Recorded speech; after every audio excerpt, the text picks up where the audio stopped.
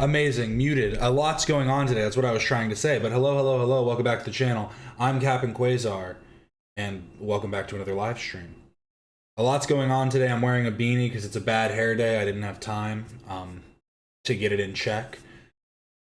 But we have a lot to talk about. It is here. Big F's. The stream was a little bit of there was a little bit of an internet issue again. I'm about to be very mad if that is the case, but I'm hoping that it was just a connection issue to start with YouTube. Because everything's been working fine. Yes, it's getting crazy in here with the Tim Pool beanie. You've got to. Got to pull it as low as possible. See, I've been wearing them like this since I was a baby, though. This is how I've always worn beanies. Down to the eyebrows. It's kind of giving me shadows over my eyes, though. I don't know how I feel. Don't want just forehead showing, and then I have the headphones over it. It doesn't work. But like I said, we have some big stuff, some important stuff to talk about. We're going to start with just a few fun things to kind of try and keep our moods a little bit lighter because of the topics that we're going to talk about being so heavy. But to start it off, the heaviest topic... Androgenic avenges clavicular. This is just crazy. Androgenic number 3 ranked Chad avenges clavicular number 4 ranked Chad. Overshined ASU frat leader number 2 ranked Chad likely subject to change.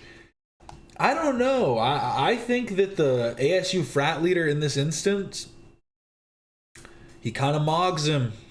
I've got to say, people are literally just like, look, he's wider and he's taller. And it's like, no, but that's what makes it more impressive. When you see some of these bodybuilders, bro, they're like 5'8", but they're vascular. And that's what matters. Three, two, come on. One. Whoa. There we go. Yeah. Fuck him. Is he on his toes? Yeah, baby. He's on his toes. Fucking bald ass type. He's on his toes. Fucking fuck off. Wait. Alright. This guy's apparently, this is the number 1. Is this really number 1 right here? I'm a little bit confused about this part. Is this or is this not Nocturnal Kent? Because he gets mogged by both of them, I've got to be honest. Or no, wait, this isn't Kent. Who is this one? This is a different guy. Kent just uses too much... Or is it? It is. Yes, it is Kent. He uses too many face filters. It's so hard to tell.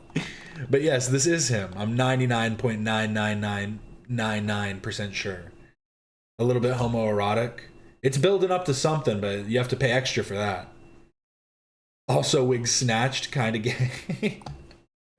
No, it's okay. He was saying, be your true self.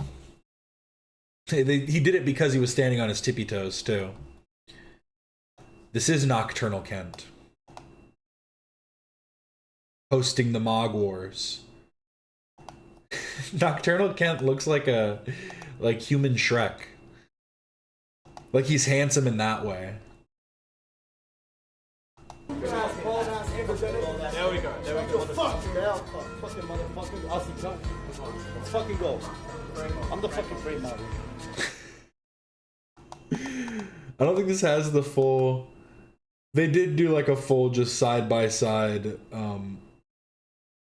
flexing. I don't actually care enough to find it. But as you can see, Androgenic just doesn't have the size. If they actually are all on steroids, the ASU frat leader is the only one putting him to work. He's the only one actually benefiting off of his steroid usage. Wearing a wig does not equal gay. Snatching a wig equals kinda gay. Fair enough. You're right. It was on you. Like what? What's going on here? Someone went to Ned's clown show. That's Ned Fulmer. this isn't really a good, I imagine this isn't the best representation of the show, but I also imagine the best representation of the show also wouldn't be that good. So I apologize in advance if this was not meant to make it to the public. I am merely finding this online, and I'm assuming that it is okay because of that. Let me know, Ned. It's my fault, but I'll take it down if I need to. But this is merely for commentary purposes to really critique a stage play. You know we love stage plays here. The more, the meltier. The more, the meltier. Easy.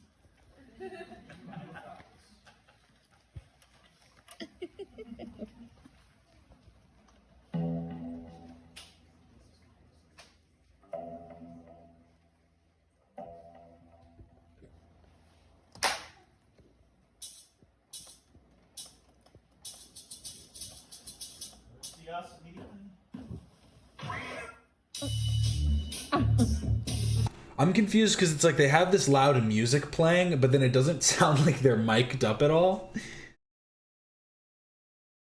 The best way I could describe it is it's like watching a scripted version of an improv class.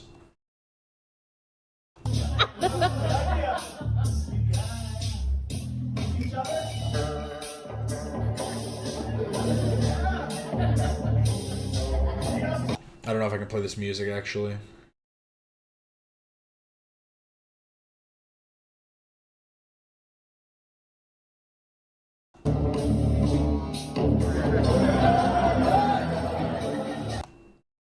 You see what I mean? It's like scripted, but it seems like it's meant to be unchoreographed, like it's meant to seem unchoreographed.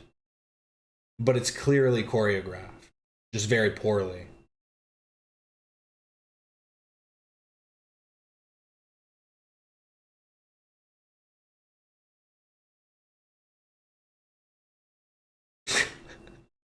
Honestly, this is way more entertaining without the music.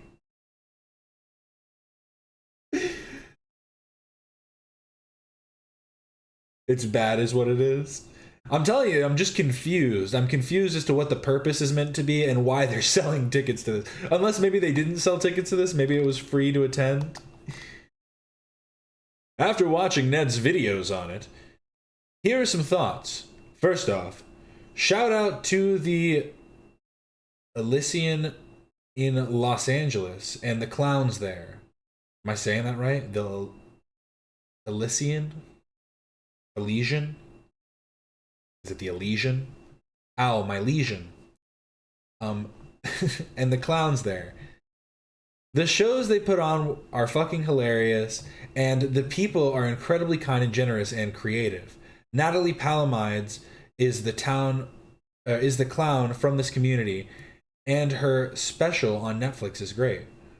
Connor's story also came through there and worked with Chad, and if you're interested in more funny shit, check out Stamptown and Zach Zucker. I gotta be honest, I did not find this that entertaining. Maybe I just missed some context from, like, maybe there's some setup that we missed, but I don't know, I just didn't like it that much.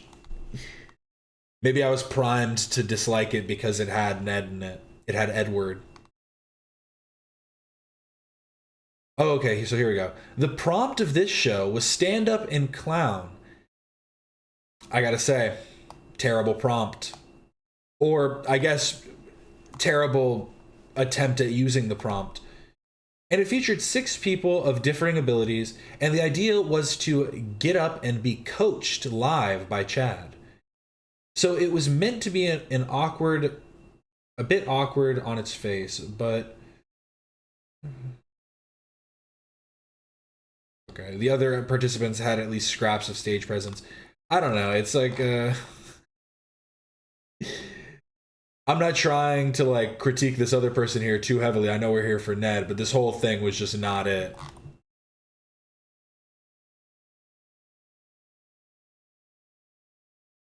Chad started the show by strictly saying, "Do not give them laughs they don't deserve." And it made Ned's act the most awkward experience I've ever had in a theater. Chad stepped in to assist a few times, maybe to ease the tension that had been built in the audience. Upon watching Ned's videos, he cut out most of the actual show. He was on stage with his partner for probably 20 to 25 minutes. Shout out his amazing partner, Reshma Meister. She is hilarious. I noticed that he talked over most of the parts where he was on stage, which helped to cover the fact that no one was laughing. Even the way he insisted on making dumb faces the entire time was like, what the fuck? You can't do anything else but make a face? It's worth watching some other clown bits just to see exactly how cringe Ned is. Here's the thing, I love clowning around. We know how much I love clowning. But maybe Ned just ruined the atmosphere. So, see how cringe Ned is. Reshma Meister, Chad Damiani, Zach Zucker, Natalie Palamides, etc.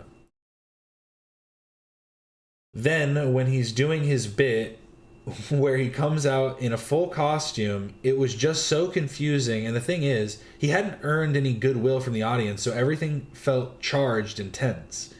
He was so completely out of place.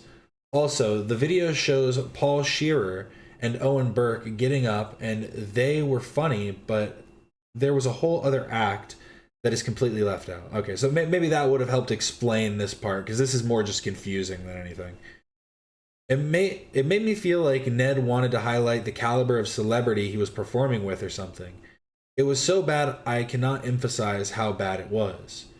I have never felt so awkward, especially since I was trying to film it. Yeah, that will also make it a bit awkward.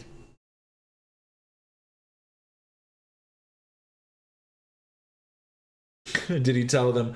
Yeah, he walked out immediately, just went, hello everybody, before this show starts, I just want to inform everyone that I actually cheated on my wife. I just wanted to let everybody know this. He does it like, you know, he's registered, he's on some registry. Like, I have to let everybody know, I'm sorry.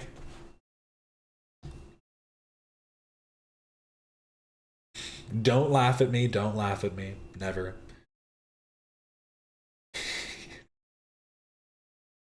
You know, I think it does show something, right? Where it's like, when you're somebody like Ned and you cheat on your wife, you know that it was specifically because he's like craving some like extra attention. Like, he loves the attention and the like the love and adoration that he can get from that. And so I could understand wanting to do something like stage, you know, stuff on a stage, whether it be like acting or comedy or whatever. But I think the person that also wants that kind of like love and attention is also the type of person that doesn't necessarily put a lot of effort into their act. And it kind of just turns into this. And you know what? I'm not giving her enough credit because Ned is blocking her like the entire time. So maybe at this point she is being funny. YouTube featured? Let's go.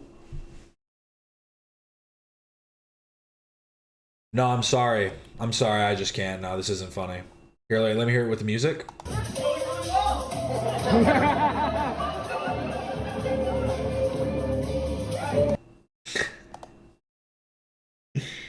Hey mom, look at this. Hey mom, look what I can do. This is basically what this is. Auntie Jess, can you watch me do this? Look. Is that what this is supposed to be? Was that the prompt?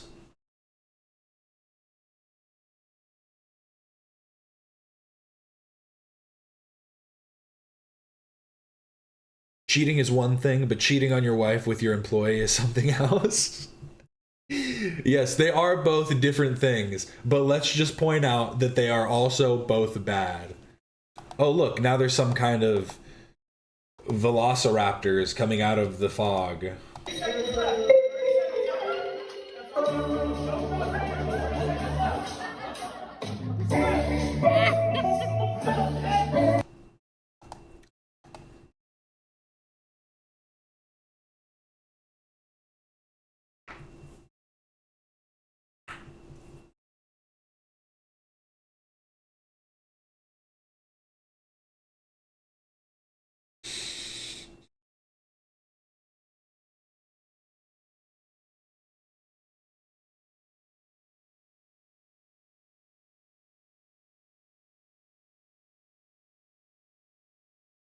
Yeah, both bad, but one is worse for sure, for sure.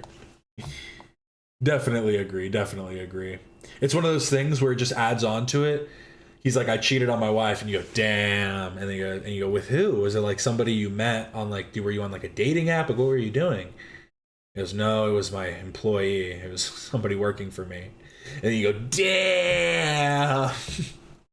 That second one just hits a little bit harder. You go, no, you're a real scumbag.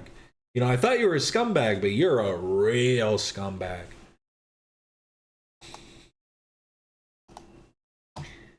I thought this was funny. Mexican Resort H3 Button song.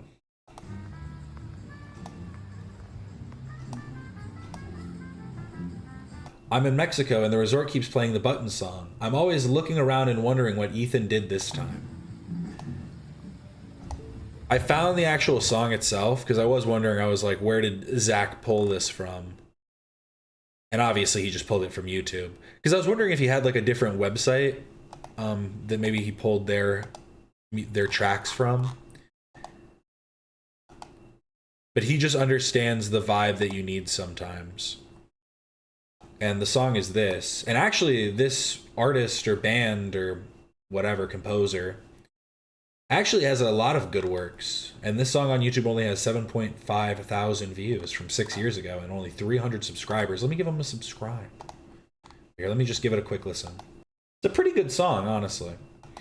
I just think it's funny, not because it's the H3 Button song, but I find it funny that this like resort didn't want to like spend the extra money in actually getting the licenses for real tracks, because you pay like, I forget what it's called, but it's basically like a universal license that like allows you certain artists' songs to be able to play at things like bars or clubs or whatever, like certain places that you're allowed to then play those certain artists. But it seems like they just didn't want to do that, and so they're just pulling stuff off YouTube. You're about to get an ad playing.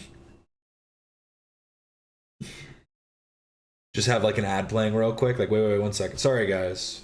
Oh, I mean, if you're ready to come here, like they start doing their own advertisement to try and cover up for the ad. Come down to the buffet. But shout out random Mexican resort. Mexico going through it right now, so glad this person's at least having a good time. And then this is some big news.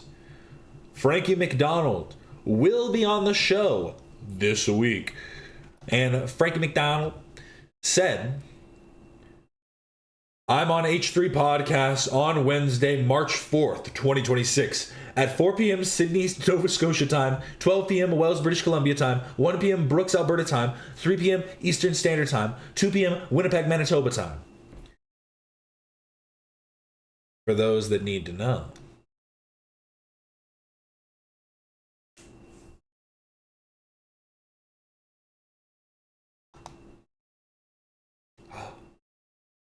I'm here. Well, I'm glad you're here. Thank you for stopping in. Keeps playing implies that that it's played often, aka the playlist can't be that long. Well, yeah, when you're pulling songs for your resort, you've got other things to worry about. You're like, okay, pull the top 5 tracks from YouTube. And then you're good to go. You look up royalty-free music on YouTube and you're able to find great stuff.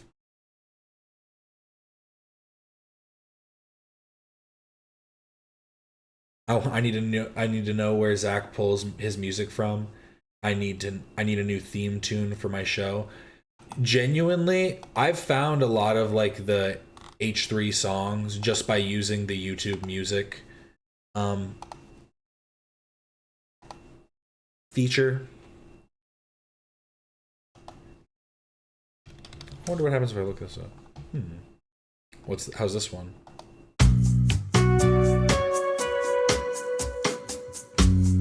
Yeah.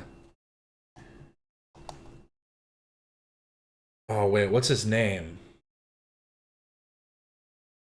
Because the one that everyone knows from YouTube is Kevin MacLeod, or Kevin MacLeod, I think. Though he does like all of the famous ones. that are in all of like the YouTube like tips and tricks. How to give your dog a bath with nothing.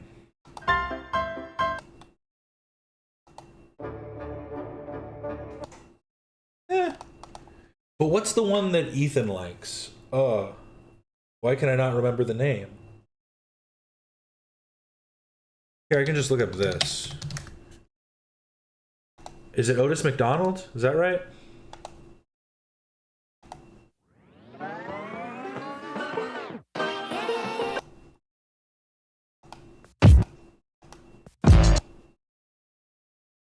Is it Otis McDonald? Maybe it's not. Maybe it is someone else.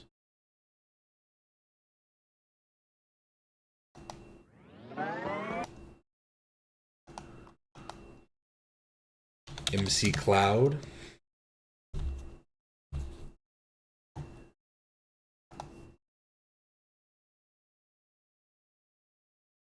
I switched from Spotify to YouTube Music the other day and I'm so happy about it. The recommendations are actually good. I'm just saying, fuck it, I'm giving in and I'm just buying an MP3 player. You were thinking of Epidemic Sounds? That's another popular one.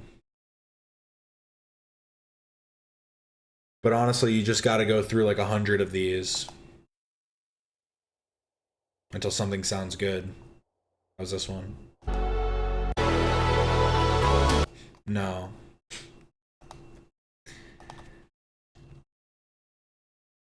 Oop, too many Z's. I usually look for some jazz. Yay, I got a subscriber. Oh, it's finally working again. Thank you so much for becoming one of Quasar's cadets.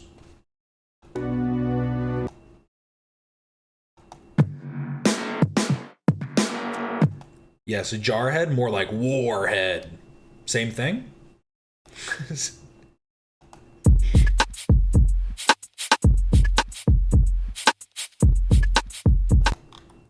I looked up jazz and it gave me mostly...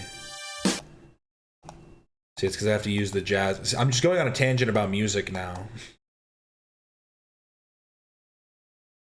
Oh yeah, Alex does have a playlist with all of the H3 songs. You're so right.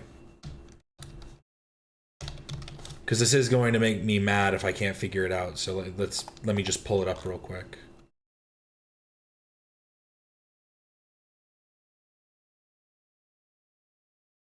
Oh, does he not have it public? He sent it to me. Let me just pull that up. Let me make sure I don't pull it up on screen by accident. Cool. Wasn't going to anyways. This one?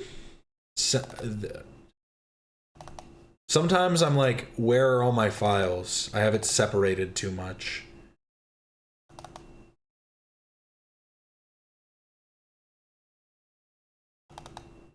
He doesn't have the actual names labeled. You listen, who we got on the scene could be. Keep it up. I'm proud of you.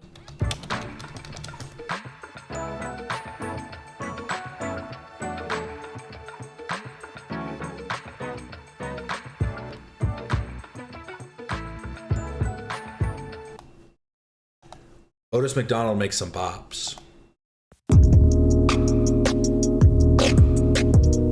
Oh. So I'm telling you, you just gotta go through.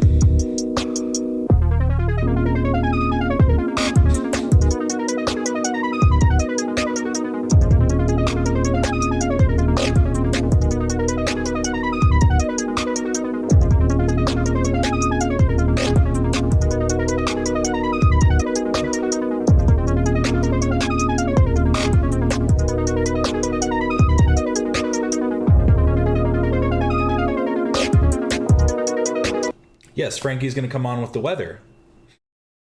Very true. That was called Does It Float by Otis McDonald. I'm going to save that one, actually. That's a great song. That was absolutely incredible.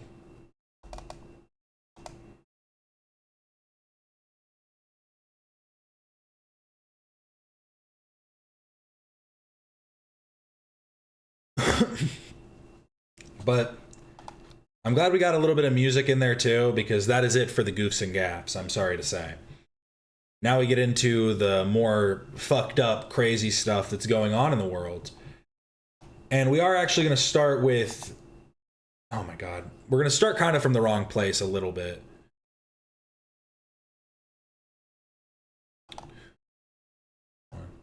We'll do that one after, actually. Start with this. So, this... I guess it's just hard. There's so many things to explain. It's like, which order do I do this in? So much has happened in the last few days. But basically, the US and Israel have done a strike on Iran.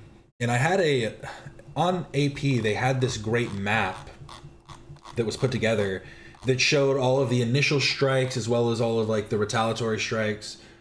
And that was, that literally, it just disappeared just randomly. And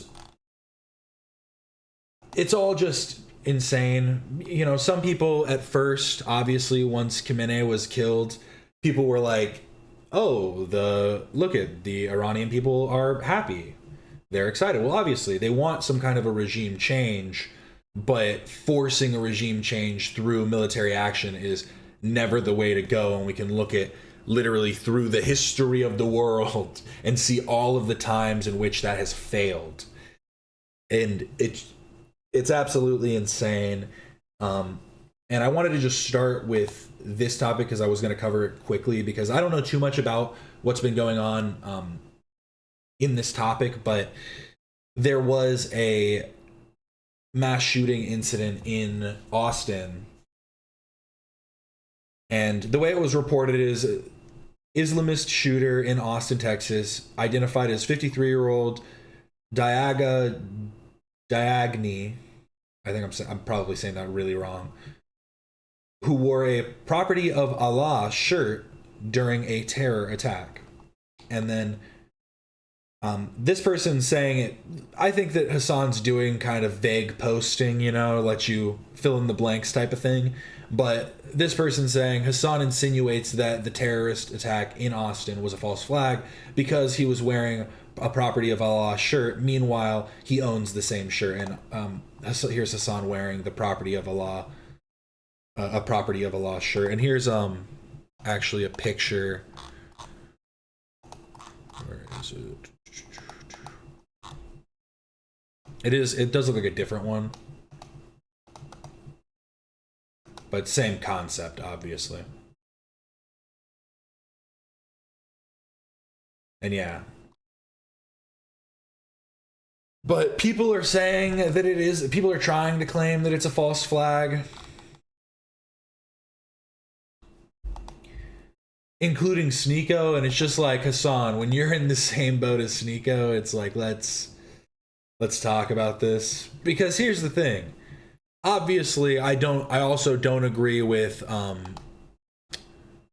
Ted Cruz, who's trying to claim, at least from what I've seen, that it appears to be linked to Iranian sleeper cells. I don't know about that, but I could totally see somebody with maybe a mental illness just all of a sudden deciding to go crazy, because that's usually what happens, especially when there's like external stressors then put on them through like news and other things. So I could definitely see something like this happening. And it doesn't say anything about Muslim people or Islam or anything like that. But it's like, it's just ridiculous, like how Sneeko tries to just hand wave it. Austin shooting as well, I saw that. There was a false flag attack in Austin from a black guy, and apparently he had a Quran in his car. Oh no, he had a Quran in his car. Very convenient. Very smart of a Muslim terrorist to conveniently have a Quran in his car just to make sure that when he's arrested, they know exactly what religion he's part of. Not only that, he has a shirt that says Property of Allah. Super genius tactic. But no one believes it. I think everyone is seeing right through that, no matter what you think about Muslims or Islam. That one's so the most obvious. But they're getting really lazy with the false flag attacks. I think they got really cocky. Apparently, from what I've seen, unless you can prove differently that this guy was actually like born and raised in Austin, Texas. He's been there. So he was apparently an immigrant from Senegal, and if you look up the religious like population of Senegal, it's over 90% Muslim. It's just like it's such an easy thing to look up, and again, it doesn't necessarily mean anything. And you can talk about the ways in which politicians are going to use this, like I just said with Ted Cruz. Might have had a little bit of a buffer issue. Sorry. What is going on? I switched to the better internet. Come on.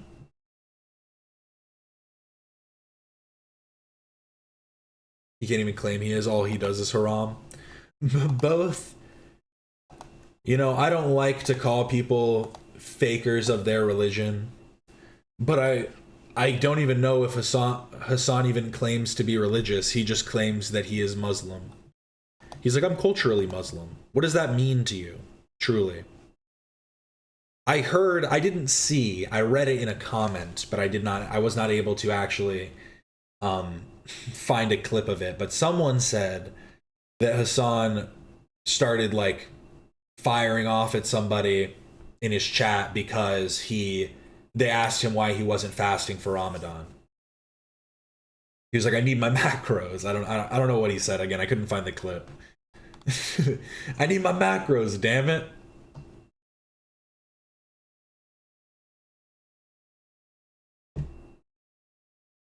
Like, yeah, annoying people are always going to make an agenda and are always going to fit whatever incident happens into the agenda that they already have.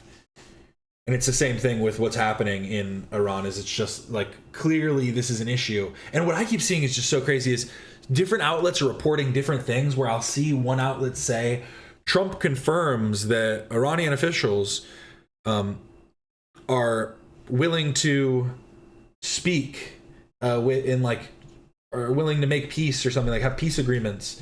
But then I see like another thing where it's just like, that's just completely untrue, and they've actually said that they're like going to continue like furtherance in this.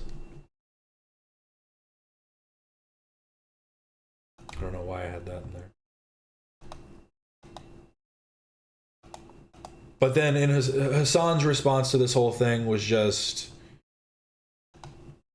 oop.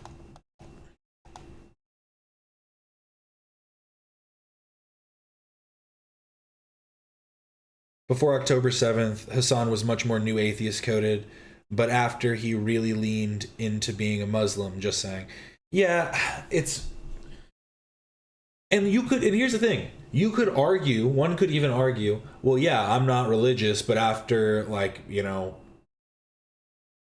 after the October 7th attack and then the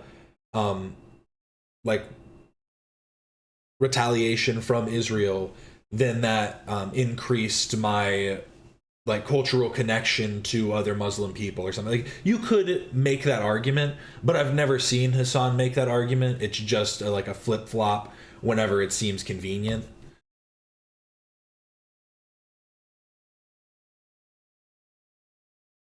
President Trump did not start this, but he's going to end this for good. I mean, how did they not start it?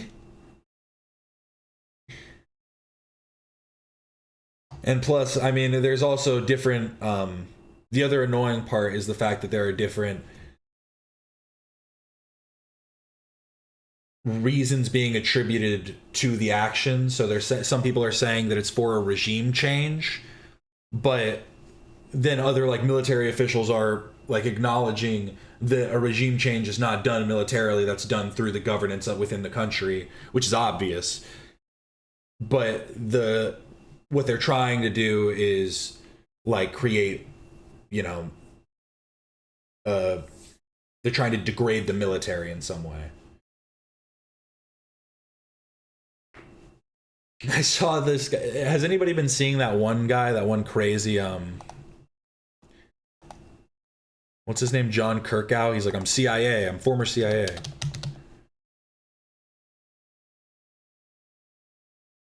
Is that it?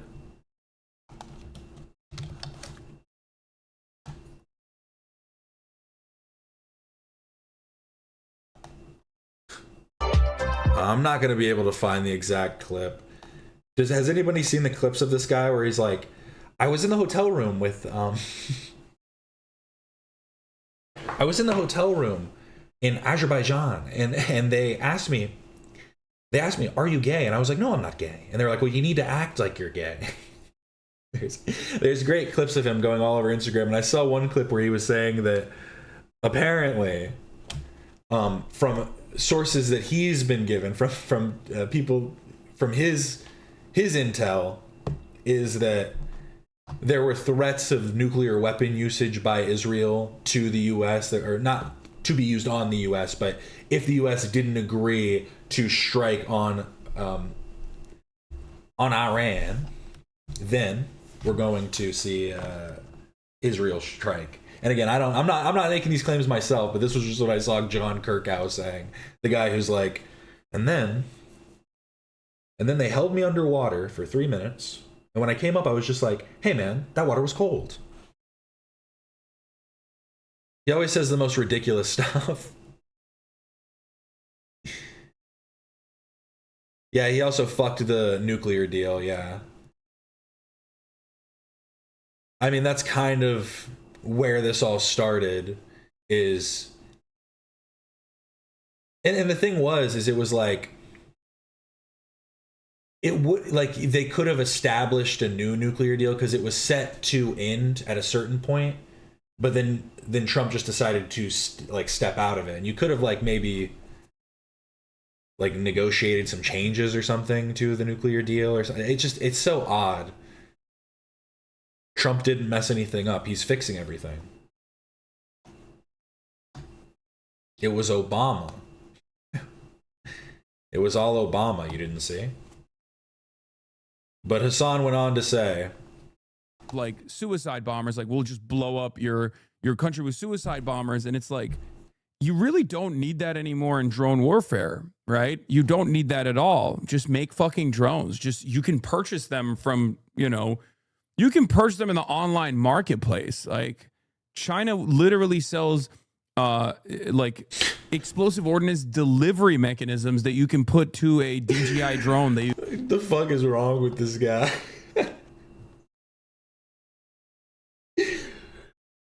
You guys ever been on the Silk Road? He's not even saying that. He's like, go look online. Create drone bombs, duh. Crazy. You can purchase at virtually no significant cost in comparison to sophisticated equipment that you need to put together. So I was also confused by that. I think putting together an explosive drone that works either on a timer, I guess you make it on impact or something that it'll explode. But I feel like that would probably be more complicated than a suicide bomber. If we're being completely, we're just being totally logical. So, I guess you kind of at that point you're doing that for the love of the game, right? Like you're doing suicide bombing just for the love of the game. I think that's kind of the point of suicide bombing, no? Isn't it always for the love of the game? It's right? Because you want to keep it old school? Is that what it is? Why is bro saying that? I'm just saying it's insane that, this is functionally what you could get away with if you facilitated a somewhat difficult. It's the same thing with suicide bombers, kamikazes. It's about the honor that comes with dying a hero's death type of thing. A warrior's death is the concept. I don't know why that's you could be much more effective with drone warfare. No shit. I don't get what the point of him even saying this was, if not just to explain how his audience can do this.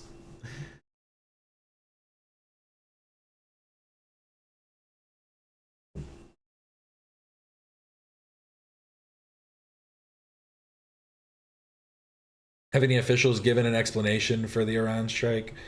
I haven't been following it closely. Like I said, I think that there's two things that have been stated. It's to like destroy parts of their military. I mean, to simplify it. And the other claim is regime change. But again, like I've heard military officials point out that it's like you cannot militarily cause regime change. That's only going to be done through governance within the country, which is true. And it's like why the usual outcome of military forced regime change is like greater insurgents from other military militias and like, you know, militarized groups. Like that's generally what happens, and it seems ridiculous to act like that isn't at least a plausible outcome from this. And I don't see, like, oil prices went up. I don't remember what the number was. Was it 20% or something? Like oil prices have like skyrocketed to a degree. But then from what I was seeing too is like there's an estimated, like obviously depending on the continuation and what direction things go, there is an expected like increase on like gas prices and stuff. Obviously when all those people who were going like, look at the gas prices are going down, let's go, gas prices, look at them. Yeah, they're climbing in Europe. In the US they're expected to go up kind of honestly in a fluctuation that's kind of normal at this point, because I think I saw like something only like 50 cents, which, or 20 to 40 cents, which is a lot, probably about this, what is that, like 5% or something of the full price, 7%, something like that, like 7% of the full price. But regardless, it's obviously a, well, everything about it seems so convoluted and like maybe there's something else we're not seeing. I heard a crazy theory that Iran hacked the Epstein files and have blackmail on Trump, but I don't believe that, although it is eerie. I'd believe first that Israel does. Because after seeing the connections from Epstein to Israel in trying to like sell spyware and stuff to like the Ivory Coast and other places in Africa, and just other places in Europe as well, it was like it's hard to ignore the ties that were there, and I could definitely see with the Israeli intelligence that they have to be able to get some blackmail on Trump. In the same way that they like that the FBI was thinking that there could be Russian like blackmail or something on Trump. Like there seems like there's probably blackmail stuff out there. I'm being so Israel right now.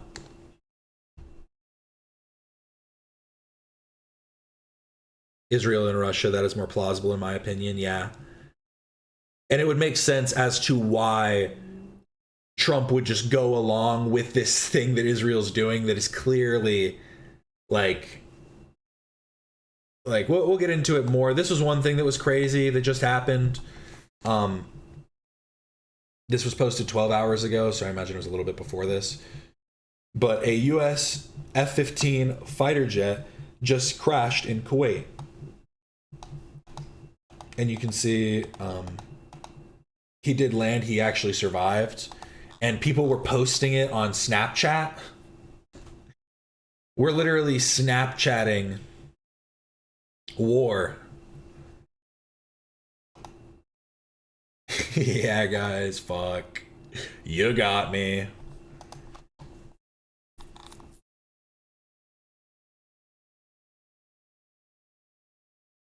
I'm wondering, can I use Snap Maps on desktop or no? Do I have to be logged in? Oh. Can I do it without logging in? I don't want to log in. Come on. Ugh. Because Snap Maps honestly might be the best way to find actual like sources for stuff right now.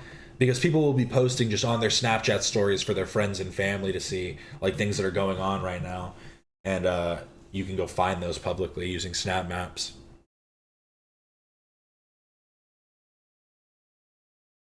I was watching Tel Aviv Iron Dome in action live. Yeah, I saw some videos of this guy posting the Iron Dome and then the strikes that they were doing. But then I was also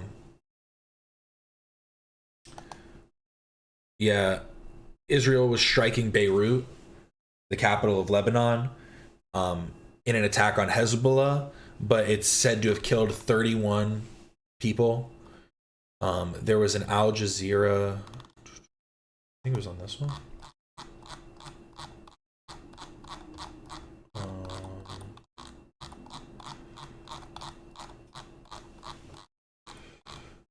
Here you can see aftermath of Israeli air attacks on, it was southern Beirut suburb. Deheye. I don't think I'm saying that right again. But then this was another crazy one. Iranian MP says 9 hospitals attacked by Israel and US. Fatima Mohammed Beji, a member of Parliament's Health Commission, says 5 of the attacked hospitals are in Tehran and 4 are in other cities, according to state media. She added that Gandhi Hospital in Iran's capital has been completely evacuated, its patients moved to other institutions. And this type of stuff is like, we need an explanation as to why this type of stuff is being done right now. Because that's not right, good, heinous. And honestly, I kind of saw this being, obviously I didn't know to what extent this could be, but when I saw that Trump's plan to stop the Israel-Hamas war was just basically only a like reconstitution of the Palestinian government with like a removal of Hamas without any change in Israel, it was like, well, obviously Israel's going to want to continue on its efforts. And there are things that are issues. Loner box on the show today, that's possible.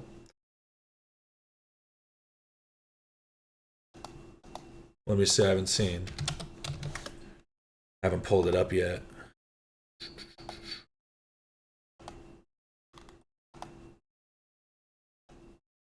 Are you jerking my gherkin?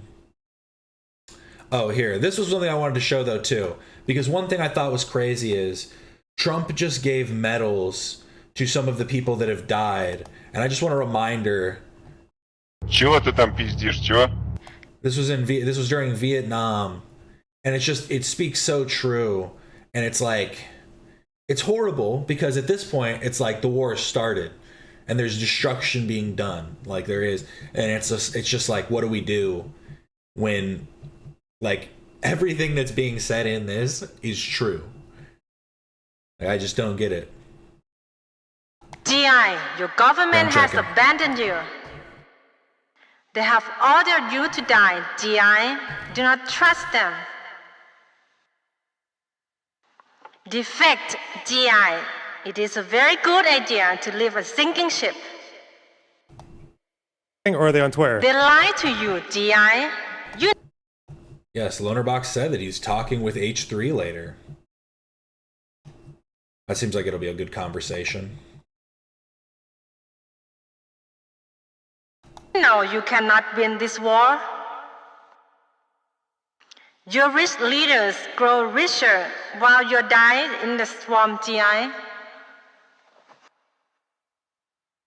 They will give you a medal, DI, but only after you are dead. And that was the line that rang in my head when I saw that Trump was awarding these medals of honor. It's just like, it's the cruel reality. It really is.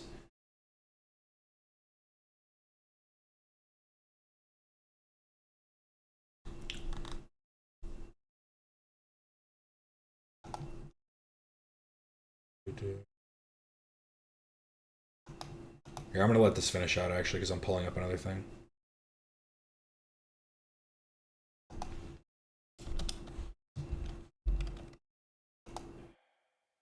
Your government lies to you every day, poor soldier. You have lost this war, DI. Your army will leave you behind. Imperialists make you fight this war, DI. They do not care about you. DI, your government has betrayed you.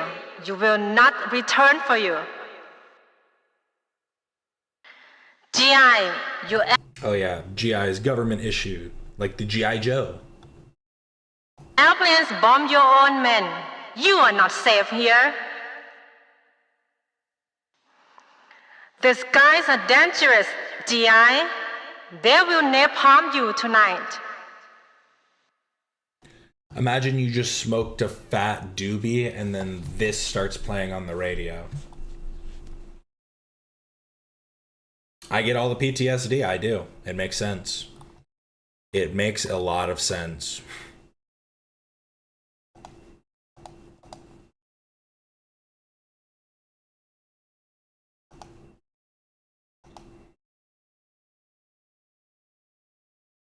I wish I could find this map. Oh, this is gonna make me mad.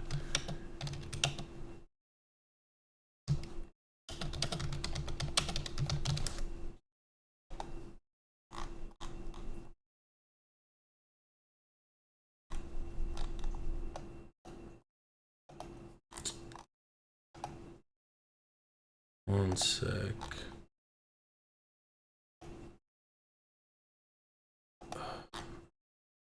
I'm trying to find this map that showed all of the strikes.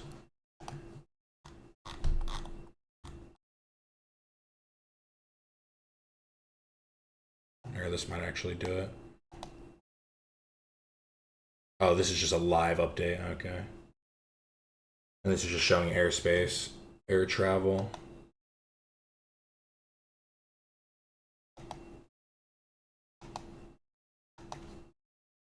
Honestly, props to the people that are having to dissect all of this. This is so complicated. 12 hours of air traffic footage.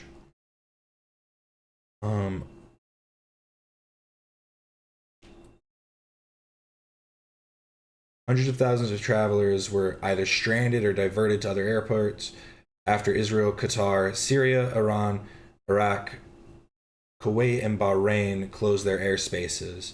There also was no flight activity over the United Arab Emirates. Flight tracking website Flight Radar 24 said after the government there announced a temporary and partial closure of its airspace. That led to the closure of key hub airports in Dubai, Abu Dhabi, and Doha, and the cancellation of more than 1,800 flights by major Middle Eastern airlines. The three major airlines that operate at those airports, Emirates, Qatar Airways, and Etihad, typically have about 90,000 passengers per day crossing through those hubs, and even more travelers headed to destinations in the Middle East, according to aviation analytics firm Cirium.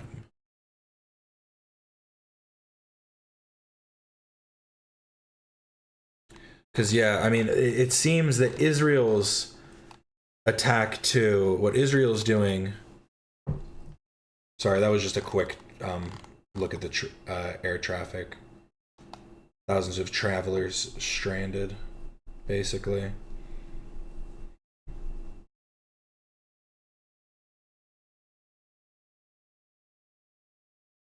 I bet Republicans are going to be so distracted and preoccupied by this war they started.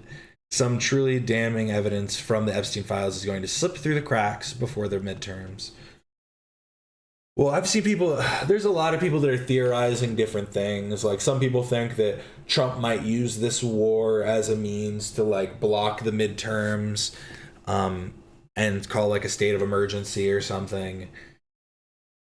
Which is, like, I don't necessarily know if that's going to happen. I guess it's plausible, but I don't know. I don't see it happening.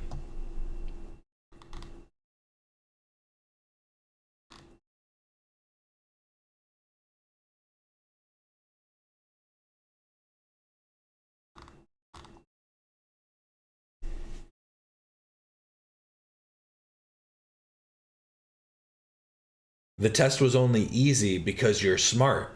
You're just not seeing it that way. Remember that. Trump thinks the Ukrainian constitution applies in America. Yeah, I don't know. He might. Yeah, I don't think it's in the American Constitution, but that's like what people are theorizing because he heard that from Zelensky, or about Zelensky.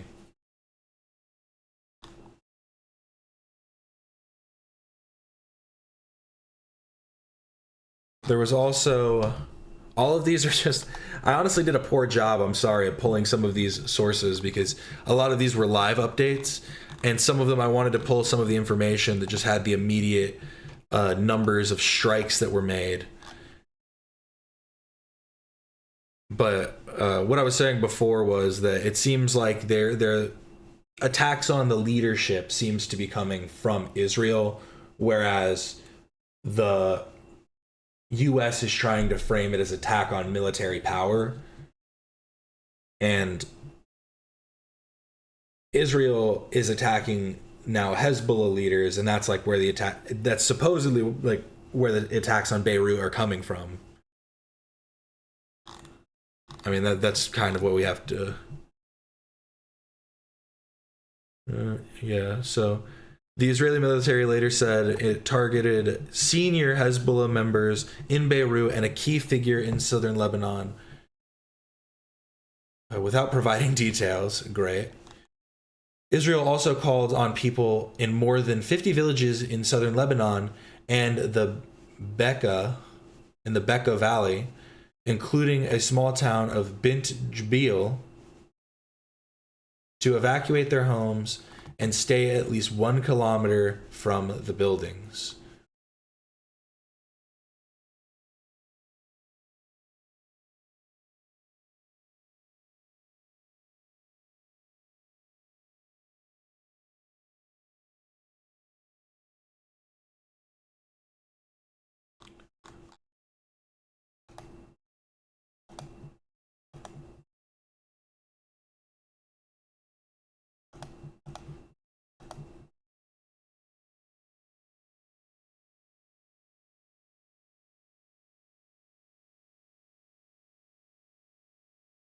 If we get enough MTGs, Magic the Gatherings, from the right in Congress, it sure as hell won't happen. But we know reps are spineless at this point, yeah. That's the part where it's just like, at this point, I don't know what couldn't be done. You know what I mean? It seems like the ability to circumvent the Constitution,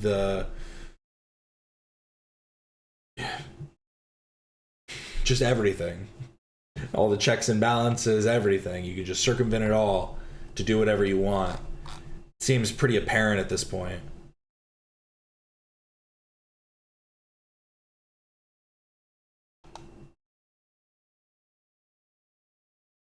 Trump says he doesn't have the yips about sending U.S. ground troops into Iran.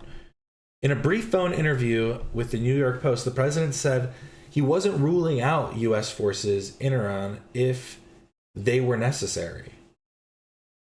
I don't have the yips with respect to boots on the ground, like every president says. There will be no boots on the ground. I don't say it. Trump told the newspaper, I say, probably don't need them, or if they were necessary. Okay.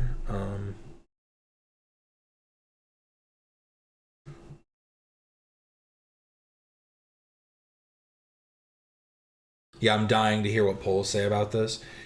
Yeah, again, it's just, it's like, you knock on wood. Let's not count our eggs before they've hatched, type of thing. The most wild part of this is the Trump administration not having a follow-up plan for their war agenda. They are pursuing in Trump thinking this conflict would last for a few days. That's nuts. I don't know what they thought would happen with this. I truly don't.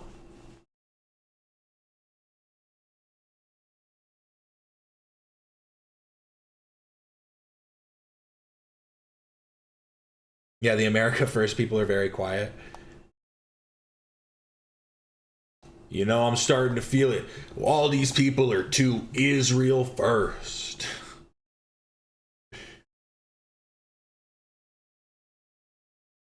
See, I could totally believe that Trump is being blackmailed by both Israel and Russia.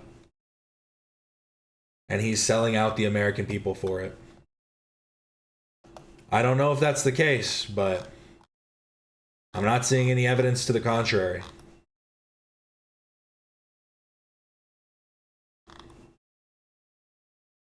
I also saw that Keir Starmer said that the UK will not be aiding in the efforts of the US-Israeli attack, which is good. You want to see more of these European countries probably come out against it. They're all just a bunch of liberals. That's the problem with today. The world's just filled with all these liberals, you know? Here, let me see.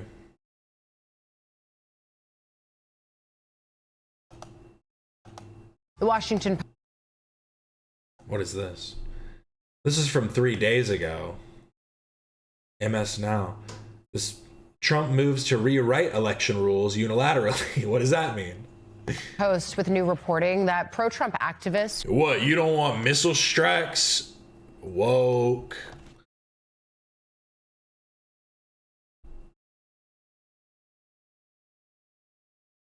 Macron said like 2 hours ago that France will station nukes in more European countries. What? Who say they're in coordination with the White House are circulating a draft executive order that would unlock extraordinary. Macron says France will allow temporary deployment of nuclear-armed jets to allied nations. Okay, France will allow temporary deployment of nuclear-armed aircrafts to allied countries, including Germany, Poland, and others, to strengthen European military independence. Macron announced France like it's good. It's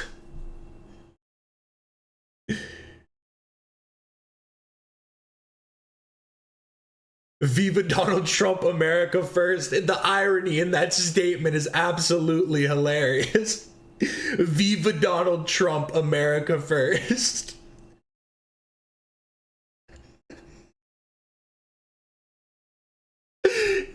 Crazy. Presidential power over voting. According to the paper, the draft order uses alleged Chinese interference in the 2020 election, which has been widely debunked. There's no evidence of that, as a basis to declare a national emergency that would give the president increased power over elections. A 2021 intelligence review concluded that China considered efforts to influence the election, but didn't go through with them. A Florida lawyer and longtime Trump associate who's advocating for that order told the Post the emergency would empower the president to ban mail ballots and voting machines as the vectors of foreign influence. He added he's had certain coordination with the White House and those officials, but declined to specify what he meant by that. The Post details sweeping changes listed in the proposed order, including requiring hand-marked and hand-counted paper ballots. A White House official told the paper the staff is regularly in communication with a variety of outside advocates who want to share their policy ideas with the president, but any speculation about his actions or announcements is just that, speculation. Meanwhile, MS Now has reporting on President Trump looking at whether he can issue an executive order that would require proof of citizenship for voter registration and photo ID to vote. According to a senior White House official, he's directed the White House counsel's office to look at this issue, despite his own lawyers warning this move could be unconstitutional and would face several legal challenges. Under Article 1 of the Constitution, the administration of elections belongs to states and localities, and any nationwide change to voting laws would have to pass through Congress, which does not seem unlikely. I want to bring in one of the authors of that report, MS Now senior White House reporter Vaughn Hilliard. I think, Vaughn, I'm struck by both your reporting with our colleague Jake Trailer and the way that the Post is now trying to revive debunked claims of Chinese election interference. Does that maybe explain why the Director of National Intelligence, Tulsi Gabbard, was in Fulton County? I mean, talk about your reporting and how all these various pieces fit together. Allie, you're absolutely right. There are two tracks to this. And I think it's important when we talk about these two tracks that there is one that is effectively trying to appease the president.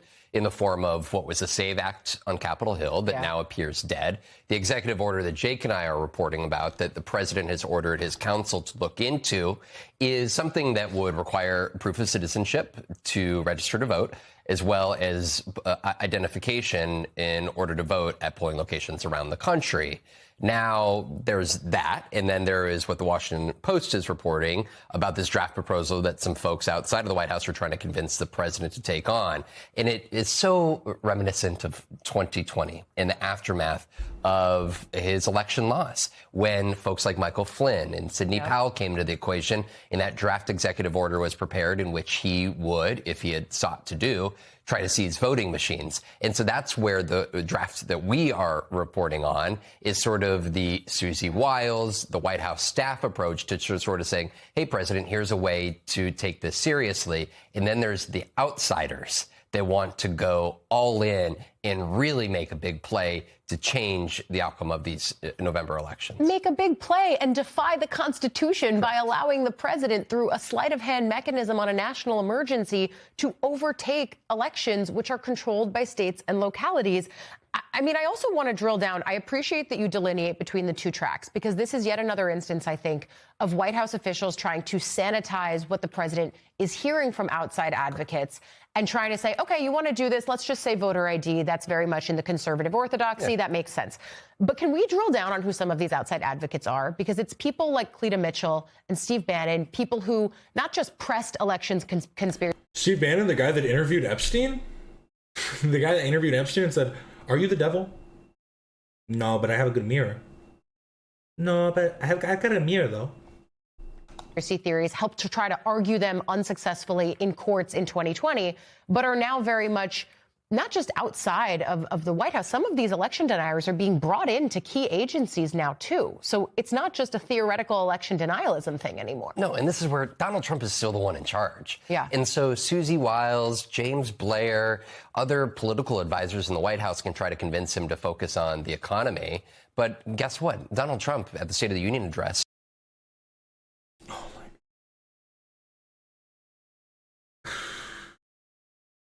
you can't blame advisors when things go wrong and then say the advisors don't actually impact that much because he's the president and he makes the decisions at the end of the day. You don't get to have it both ways. You just can't. he's going to go off on a riff about saying the only way they can win is if they can cheat. Yeah. And that is where people like Steve Bannon are so well aware. All you have to do is send, based on our reporting, send some articles, documents over to top aide that will give it directly to the president, and this will continue to simmer for him, and he'll continue to talk about this. He made Kurt Olson, this election denier, prominent election denier, who was at the forefront of working with Ken Paxton to try to overturn the 2020 election and allow state legislatures to send their own electors to the courts. That man is now the special government employee that was working with the FBI to essentially move forward with that Fulton County investigation. So ultimately, at the end of the day, that Donald Trump is still going to do what he wants. Just how fucked up that statement is. It's like, well, he shouldn't, right? He shouldn't just do what he wants, right? Like what do you... And the idea of election fraud has been so at the forefront for him that the folks on the outside, people like Cleta Mitchell and Steve Bannon, they are well aware that they have exactly in office who they need in order to try to move forward with not only some of these past investigations that galvanize their base, but also call into question actions that could be taken not 7 months out from the midterms where we are now, but ultimately come hours or days before the midterms. Even with the Epstein stuff, very few on the right direct their anger at Trump and blame Scam Blondie and Cash App Patel when Trump is directing them to cover up the files. Yeah, and well, exactly. It's just like, is it the administration or is it him? Because you can't just like argue that it's neither whenever it's convenient. Well, no. Just give them time. Give them time. Have faith. Have faith in your president. What? I'm not going to have blind faith. term elections in ways that at that point could be too late for the courts to try to intervene. Yeah, I think that's exactly right. And I think this is why people feel like there is serious foundation for fears about what could happen ahead of the November elections and the ways that this administration is already trying to say. You've got Steve Bannon saying, oh, we're going to send ICE to the polls. And then DHS apparently on a call yesterday saying, oh, no, we're not going to do that. And Cash got Trump on speed dial. He got him on speed dial, so he's like, can I take the plane again? Can I go, please? I want to go hang out with the Olympic team. People don't trust what they're hearing because there is so much noise coming from election deniers and bad faith actors outside of government who do have. Honestly, I hope Kash Patel gets, charged with lying under oath. And maybe he deserves then a little bit of fun before they get to him. No, honestly, in reality, even if he was like tried for that and charged with a crime, I doubt there would be any actual like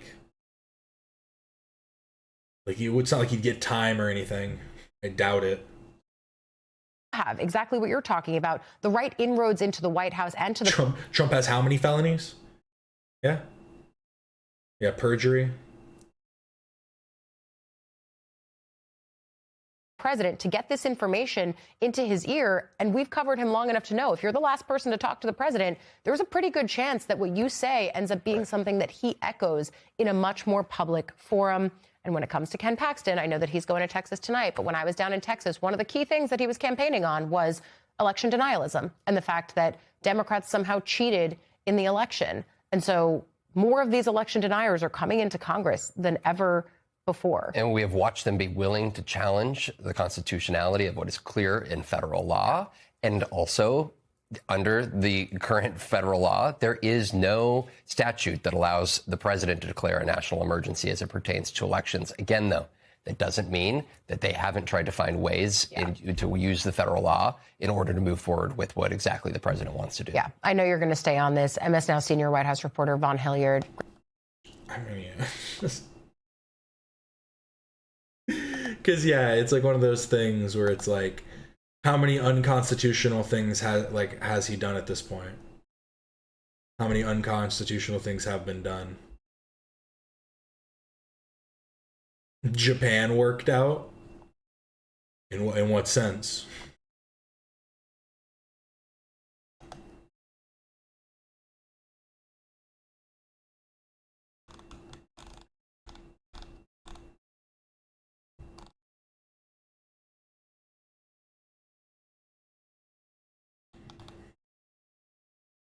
If you're saying Japan worked out after getting literally nuked,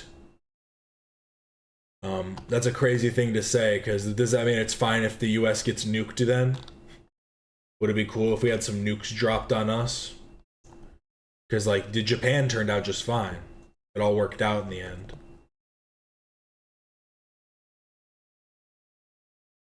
Japan is a based anime utopia.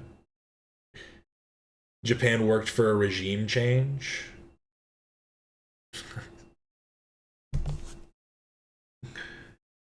Cool, you got me with one. Let's go.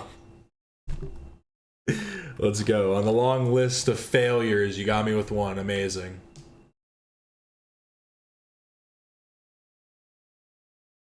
Oh, here. Let me see.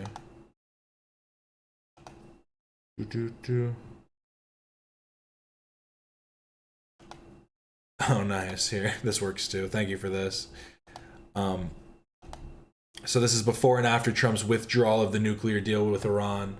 Iran's stockpile of enriched uranium. Huh. Interesting. Seemed to jump a bit. Why didn't Biden just start a new one? Why doesn't our country just jump in and out of nuclear deals? Why aren't we allowed to do that?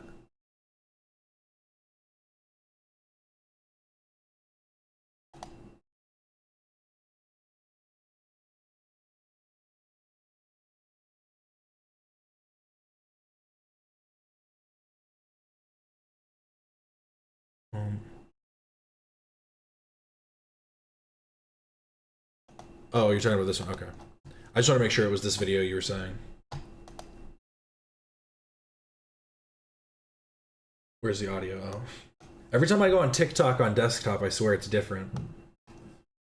Putin's puppets? No puppet. Are Trump and Musk Putin's puppets? I'm not restarting the video. No puppet. Trump acts like Putin's ventriloquist dummy. It was Trump's mouth moving, but those were Putin's words coming out of it when Trump lied about who started the war in Ukraine and falsely smeared President Zelensky as an unpopular dictator. A dictator without elections. I don't want to think where Putin's hand was while his dummy was talking. 3 key facts. Number 1. Russia's grooming of Trump goes back so far and is so deep I can barely scratch the surface. But here is an abbreviated timeline. 1990s to 2000s. As Putin is rising to power in Russia, Trump is falling apart with a series of disastrous bankruptcies. There was a homeless person sitting right outside of Trump Tower. I remember my father pointing to him and saying, you know, that guy has $8 billion more than me, because he was in such extreme debt at that point. American banks won't touch Trump, so Russia steps in. Russia's Bayrock Group leases 2 floors in Trump Tower, where Trump lives, and invests in Trump projects. And Russian oligarchs start buying up Trump condos. Remember, Russian oligarchs are basically Putin's capos. There's no major movement of Russian money that isn't tied to Putin. 2006. Here's where it starts getting weirder. Using a shell company, Paul Manafort buys a condo in Trump Tower for more than $3.6 million in cash. At the time, Manafort is working to help elect a Putin puppet in Ukraine, Viktor Yanukovych. So Trump is being financially backed and physically surrounded by Russian operatives at this point. 2008. Even with Russian money, Trump is very bad at business, so he's on the brink of more business failures. Suddenly, a Russian oligarch buys a Palm Beach mansion from Trump for $95 million, more than double what Trump paid for it. What about Iranian-funded proxies hell-bent on killing Americans?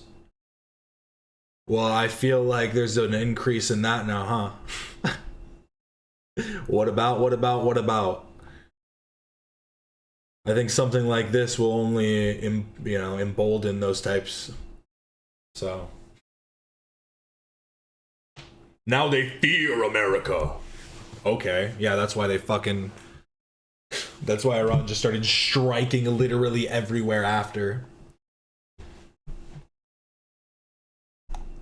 And more than $30 million higher than its appraised value. The oligarch apparently never moves in. Was he even worse at business than Trump? Or was this an emergency cash infusion to Trump from Russia? Later that year, Don Jr. tells a real estate conference, Russians make up a pretty disproportionate cross-section of a lot of our assets. We see a lot of money pouring in from Russia. 2013. A Russian oligarch pays Trump nearly $20 million to bring the Miss Universe pageant to Moscow. Before going, Trump posts a tweet begging Putin to be his new best friend. There are unconfirmed reports that during this trip, Putin obtains a compromising video of Trump in his Moscow hotel room. Summer 2015. Trump launches his presidential campaign, and Russia launches thousands of fake social media accounts to promote Trump. Russia also hacks the DNC. March 2016. Guess who joined... So here's the thing. All politicians are corrupt. Some are under the table corrupt. Trump is explicitly corrupt. I prefer explicit corruption because then we can fix the system more easily. You do not know in which ways he is using his corruption. All you know is that he is corrupt. That is like oh my god. Oh my god. I love how corrupt he is. I love how he tells me that he's corrupt.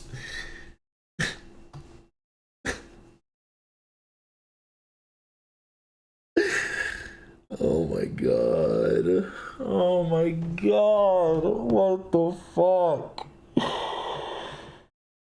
Oh, I hate data and facts. I love liars and cheats. What the fuck are you talking about? Into the Trump campaign, Paul Manafort, the guy who helped install a Putin puppet in Ukraine. He'd later be promoted to campaign chair. So to be clear, Mr. Trump has no financial relationships with any Russian oligarchs. That's what he said. That's what I said. That's obviously what our position is. And guess what else? He agrees to work for no money, which begs the question, was Manafort really working for the Trump campaign? Or was he working on the campaign for someone else? Later, Manafort begins providing Russia with internal Trump campaign information, as documented in the Mueller report. July 18th, Republicans kick off their convention. And here's one of the craziest parts of the story. Normally, a presidential campaign is super hands-on about the party platform. But Team Trump reportedly had only one demand for the GOP platform. They took away the part of the platform calling for provision of lethal weapons to Ukraine to defend themselves. Why is that a good idea? I have my own ideas. July 27th, Trump publicly calls for Russia to interfere in the election. Russia, if you're listening, I hope you're able to find the 30,000 emails. That same day, Russia begins trying to hack Hillary Clinton's personal servers. And throughout the campaign, Trump parrots Putin's talking points on I have a question. Do you seriously think Hassan was telling people to do terrorism with drones? It seems obvious that he was describing modern warfare. He was describing modern warfare through explicitly explaining the process in which you can get the materials to develop your own drone explosives, and doing it and trying to use the veil of talking about suicide bombers, which honestly has no relevance to drone attacks. Those two things are independent of each other and feel like there was an unnecessary it was an unnecessary conversation as to explain the process in which to buy these materials. Do I think that he wants people to go and drone strike people? No. Do I think that's what he wants? No. But do I think that he thinks it's cool to share that kind of info? Yeah. And do I think that that could in itself aid in someone creating a drone and doing a strike in some regard? Yes.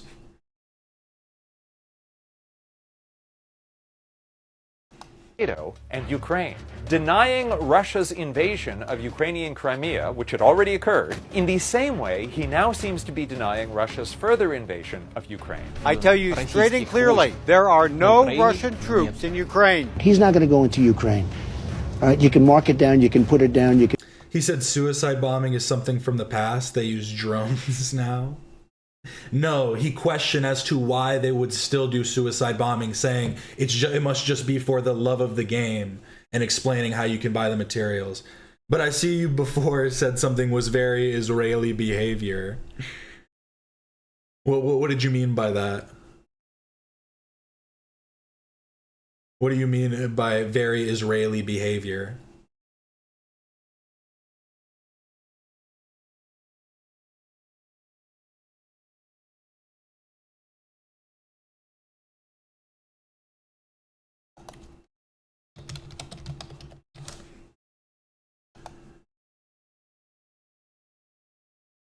Oh yeah, and 6 days ago there was a suicide bombing, so suicide bombing isn't like an old fad or something. It's just, again.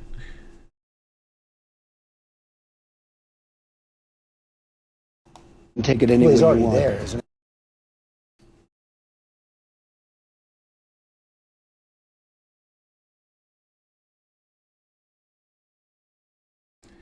He quoted a viral tweet with 600K likes saying, "In the age of drones, if you do suicide bombing, it must be for the love of the game." Okay. Does that materially change any of the things I stated about him explicitly explaining how you can purchase the material to do said drone strikes? Drone bombings, not drone strikes.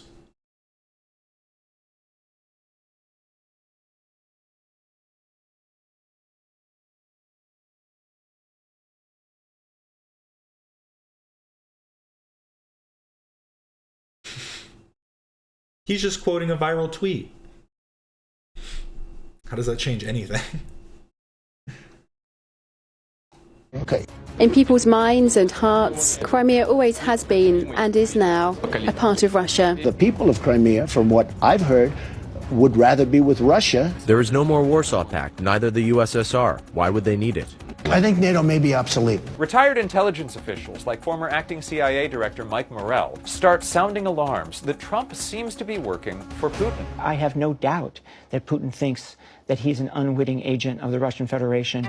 The Mueller report reveals that the Trump campaign had over 200 contacts with Russian operatives. More than half a dozen Trump associates would be convicted or plead guilty to crimes as a result of the Mueller investigation. And in the lead up to the 2024 election, Russia continues to work to divide America.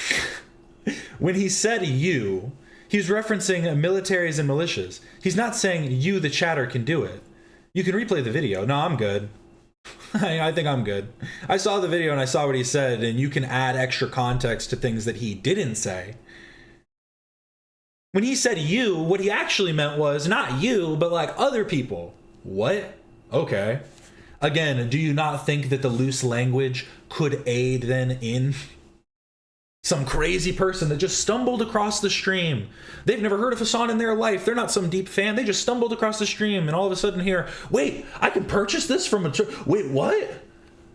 And then they start looking and then they can find it. Like, it's ridiculous to act like that isn't at least plausible. Come on. I don't care about semantics. You retracted it. Nice.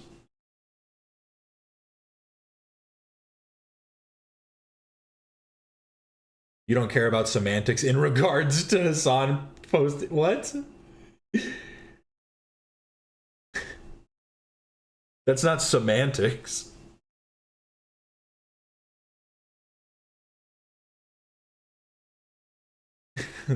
Hassan's wine mom audience has invaded your chat, Captain. Don't be baited. And this is what I'm gonna do the Hassan tactic though. I sit here for a while and I go, what are you talking about? And then I pull up their chat history and go, what? And then I wait a while and ban them.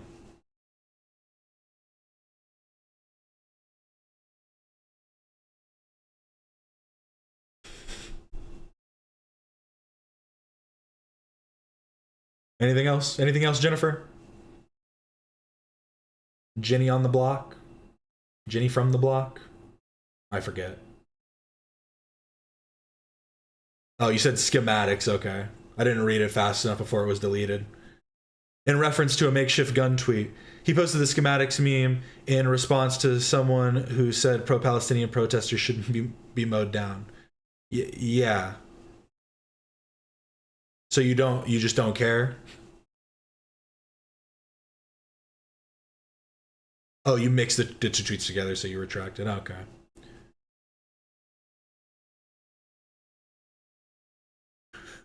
You're a big Purple Perry fan? That kind of checks out. The real Jennifer McCabe. I would almost give like... I almost want to bet that that's somebody like from your real life or something. Is that someone famous or is that someone from your real life that you're just trying to be a weirdo about?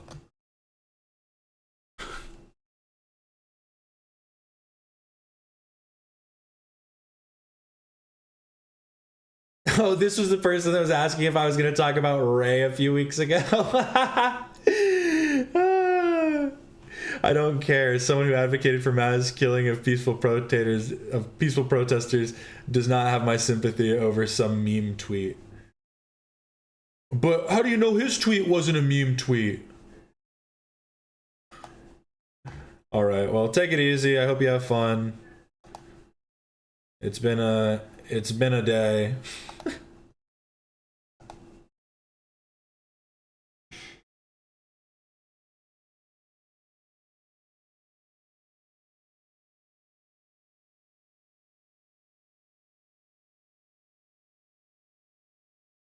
Yeah, ban him and block him.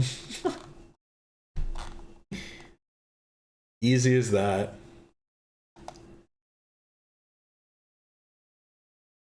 Oh, did they called into Purple Perry?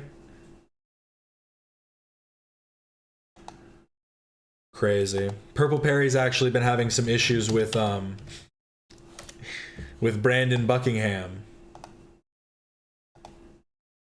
Yikes.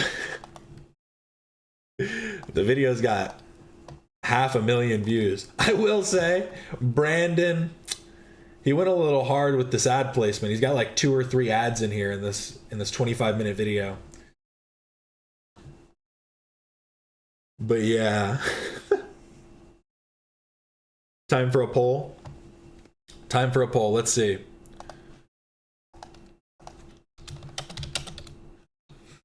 Who is smartest? Is it Hassan Piker? Here, I'll put their screen names. Is it Hassan Abi? Is it iDubbbz? Is it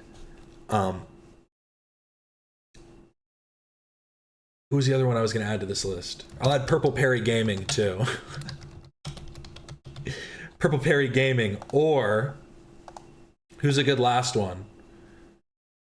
Hassan, iDubbbz, Purple Perry Gaming. Who's the smartest?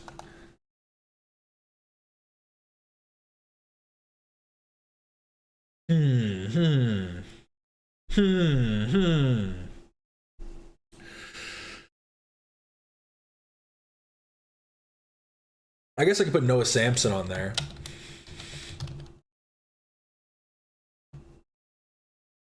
It's a good little list for you.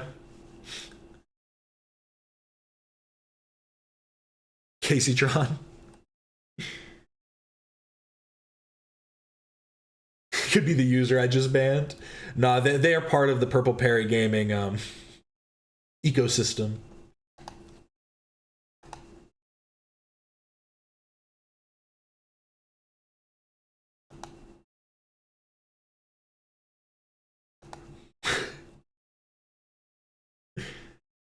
Asanabi is running away with it. Hassan's smart, he's just malicious. Is that what it is?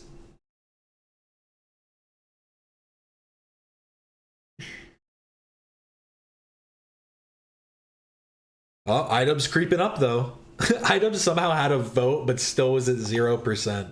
This is like a pick your poison. Yeah, basically.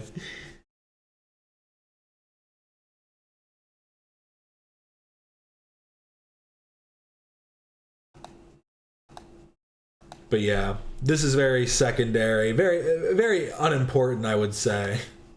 I'm surprised that Brandon Buckingham even made a video about it, but I guess he said in the video, in this video, that he doesn't make a lot of money. He's like, I'm not a millionaire, and he showed his like analytics, and he had made like, oh no, something went wrong.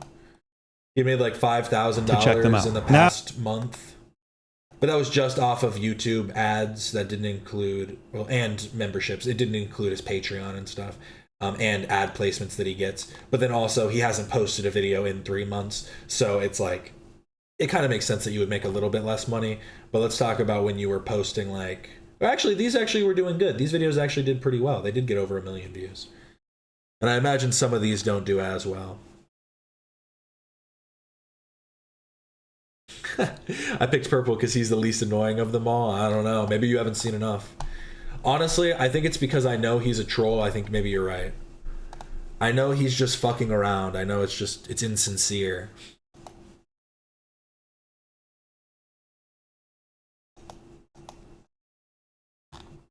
Is there anything else? Is there anything else that I had?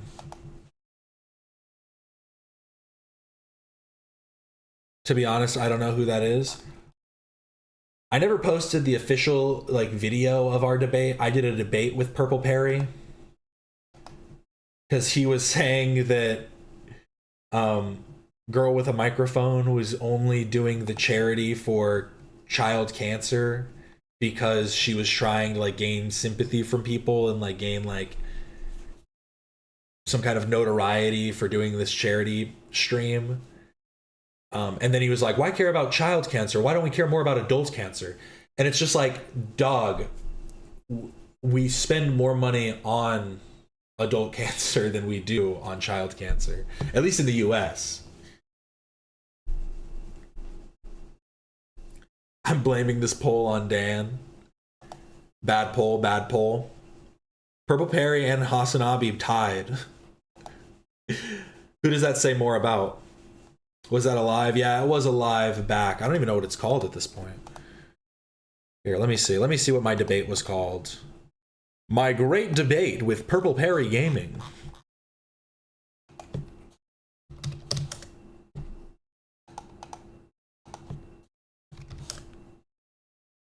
Really now?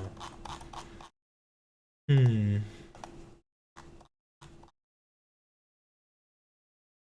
to my channel. Ooh.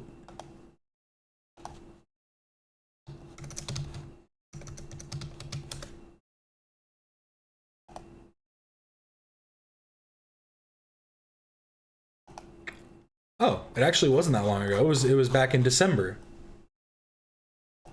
Yeah, it's called My First Debate. Has it been working out for you? Has it been working out for you? It is all right, you know. I've been going up. You know, we've been going up a little bit. Subscribe today. He didn't get enough attention as a kid. I feel like that is probably true. Do I have a transcript? I'm trying to think of what one of the best parts of our debate was. I really liked when I started asking him about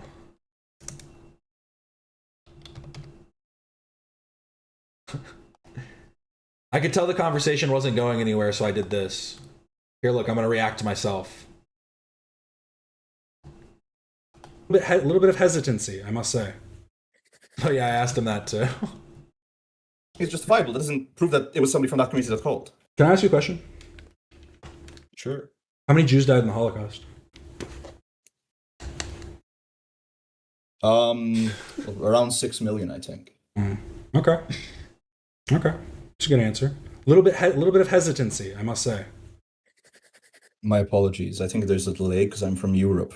But no, I'm serious. Are you writing? Are you writing with a pencil? Are you writing with a pencil right now? I'm just like doodling. Oh, I heard a scribble. What are you drawing? What are you drawing? It's like a tipper. What are you drawing right now? It's like a bunch of circles or just a bunch of circles. Like, circles do you just squares. scribble? Yeah. Oh, nice. Do you just do shapes or do you do other stuff too?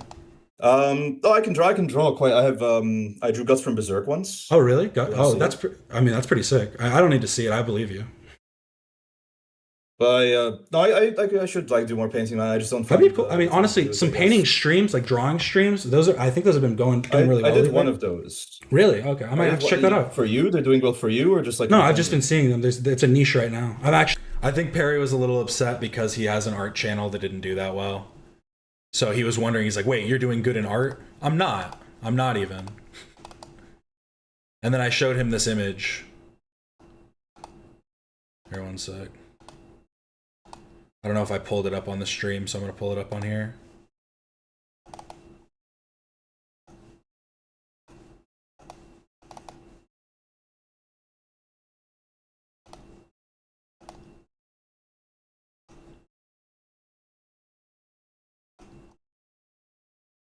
I showed him my Smiling Friends RIP, my Smiling Friends fan art that I did. I'm just saying, I think this is a little bit better than Guts from Berserk. I'm just saying. Am I right? Look at that. I did a great job with this. I know this is great. It's perfect.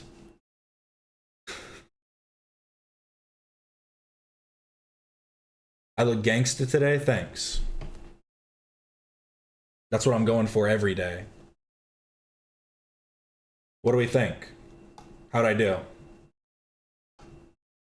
Any opinions?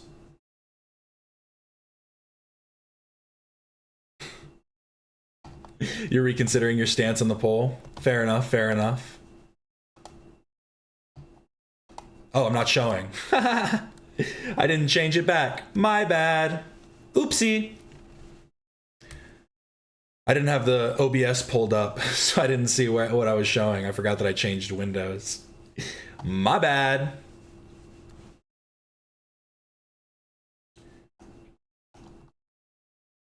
Are you showing something? Well, I am now. It was a mistake.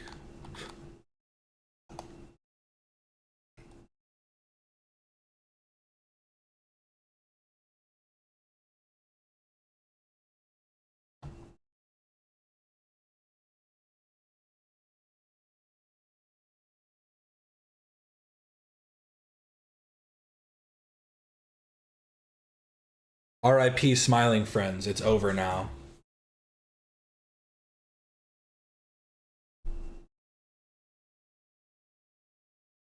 I was just joking. We couldn't see it, FYI. Thanks. Thank you.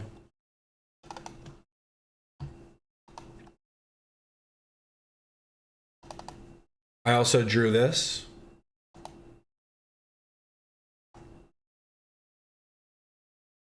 Sorry, I'm cutting these off weird.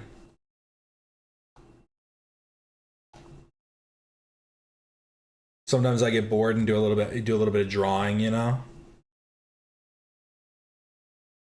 I don't think Perry cares much about the majority of the stuff he talks about.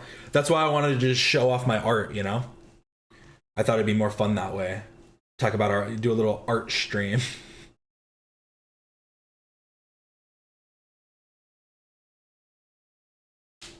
Diorio spun out when he heard the news. Heard what news? Yeah, Hassan isn't stupid, he's just malicious. I agree with that. I think that's probably more likely the case.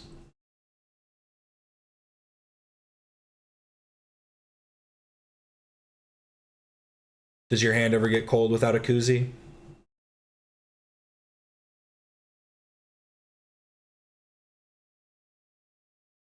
Did you see McDonald's CEO eat the big arch? What does that even mean?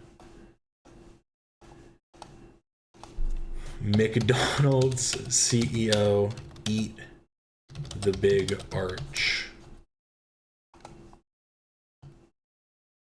Oh, I did see this actually. So I've just seen a video. So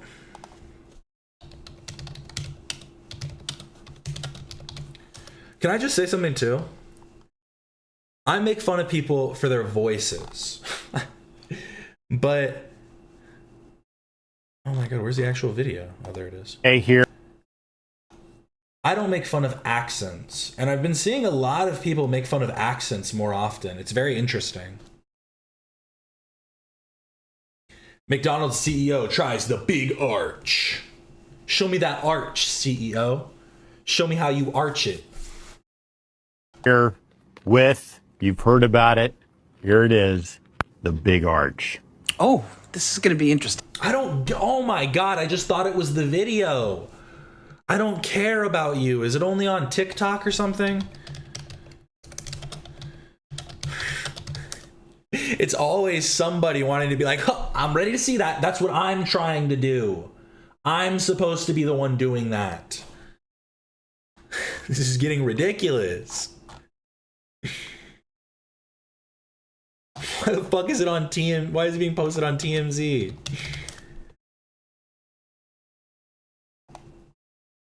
So I've just seen. Oh my, it's this guy again.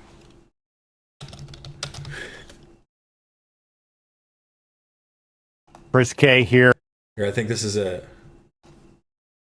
They keep playing me. Here with, you've heard about it. Here it is, the big arch. This is something that we have tested already in Portugal. Yeah, this fry, you better have already eaten some because that's a small, my friend. That is not a medium. Germany, Canada. I love this product. It is so good. I'm going to do a tasting right now, but I'm going to eat this for my lunch, just so you know. So you could have just said, I'm about to eat this for my lunch, or I've been waiting for my lunch, so I'm excited to grub, or, you know, say something a little bit more personable, not just, I'm about to taste test this, but also it's going to be my lunch. I will finish it off screen, I promise. Believable. Believable. Here we go. First, holy cow. God, that is a big burger. We've got a very unique kind of... Why is he yelling? Why is he yelling? Calm down, buddy. Sesame poppy sort of bun on it. We've got 2 quarter-pound patties, a delicious big arch sauce, and of course some lettuce. So, oh, there's so much going on. Who is the smartest? Purple Perry Gaming. That makes the poll so funny. Oh, I knew no matter how it ended up, that would be hilarious. That's great. I love the way that poll ended. He is excited for this big arch. That's how I be when I see the big arch. On with this. First of all, I will say I do give him props for actually going and getting it from a McDonald's, just an actual order, not like some laboratory perfect burger that they've like put together. This looks like a piece of shit that I would get at McDonald's. Is it just a Big Mac without the middle patty? Is it just a double quarter pounder? try to get this thing. I don't even know how to attack it. Got so much to it. Oh, there's also some crispy onions on here as well. I see those kind of coming out. All right, the moment of truth. That is so good. That's a big bite for a big arch. It's distinct. The jokes write themselves. They write themselves. They really do. That big arch is looking floppy. That's me after I've added the mayonnaise. Just calling it the big arch sounds crazy. McDonald's. Only McDonald's could do this type of burger, but it also is unlike anything else on our menu. It's a delicious product. You know, you've got sort of the cheeses and the gooiness, but those crispy onions as well gives a nice texture. And of course, we've got the... Yeah, he did also take like a baby bite out of it. There's nothing there. I saw all the meat was pushed to one side too, so I know he got literally nothing. I mean, how is he supposed to keep this figure? So I'm going to enjoy the rest of my lunch, but Big Arch, try it when you can get it. He couldn't even... Yo. Okay, wait. Let me just finish putting up this poll. How late will the H3 show start today? On time / early? 10 minutes, 20 minutes, 30 minutes. Let me start the poll. Oh my god, I put on the beanie because my hair's terrible, but now I'm getting warm. Time to turn on the AC. 80 in here right now. It's not like super hot, but like sitting here, I'm getting warm.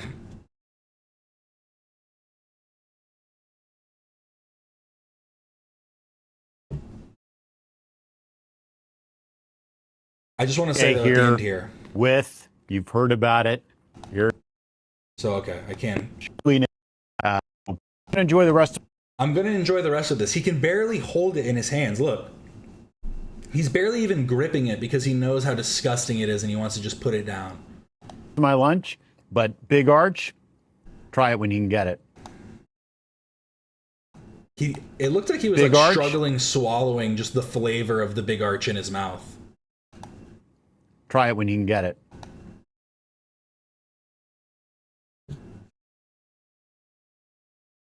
He's going to be on lunch for a year with bites like that. Well, I mean, he's ordering takeout right now. It's on its way. DoorDash just hasn't arrived. Coming out. All right, the moment of truth. That is so good. That really was such a tiny bite. That's a big bite for a big... He's lying to us. What even is on this? Here, I'm going to do an ad placement for the Big Arch. Big Arch. It's definitely no Meat Mountain, that's for sure. Ugh. Even the like website version, like this looks gross, but this actually looks like it came from a McDonald's, so I can respect it because I'm like, okay. There's something about this that just looks disgusting. I don't know what it is fully. It just looks bad.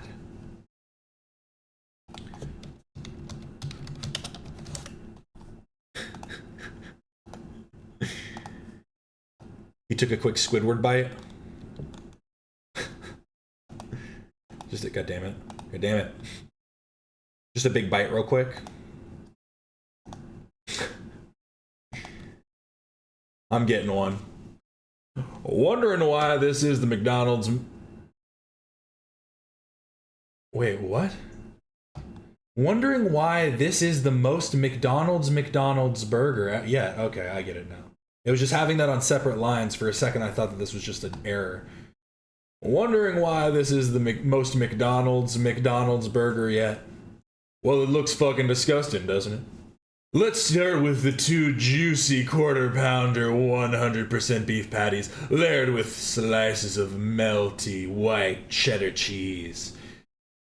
It's then topped with both crispy and slivered onions, zesty pickles, and crispy lettuce. But what truly sets it apart is the new Big Arch sauce. Tangy, creamy, with a perfect blend of mustard, pickle, and sweet tomato flavors. All served on a toasty sesame and poppy seed bun, making each and every big bite equal parts juicy, melty, and saucy. There are 1,020 calories in the new Big Arch Burger at McDonald's. Order one from the full menu in the app for pickup or McDelivery. Only for a limited time.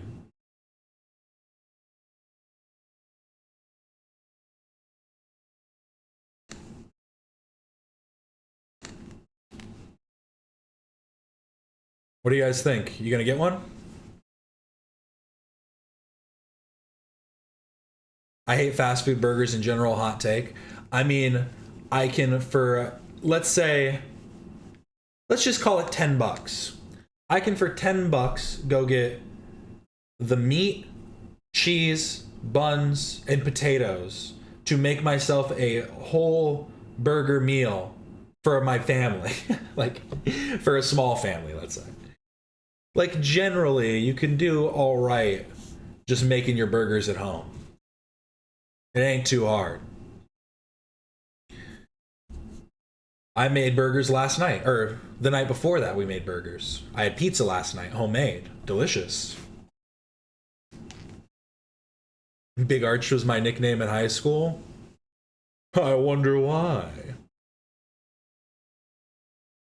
I'll get one and let you know my thoughts.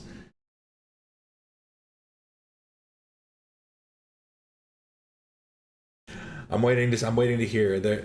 There's actually an Arby's near me, and I just want to go like hassle them and be like, just make me a meat mountain. I know you guys can put it together. I know it's not on the menu, but please just do it. Your time is worth more than the Big Arch? I don't know.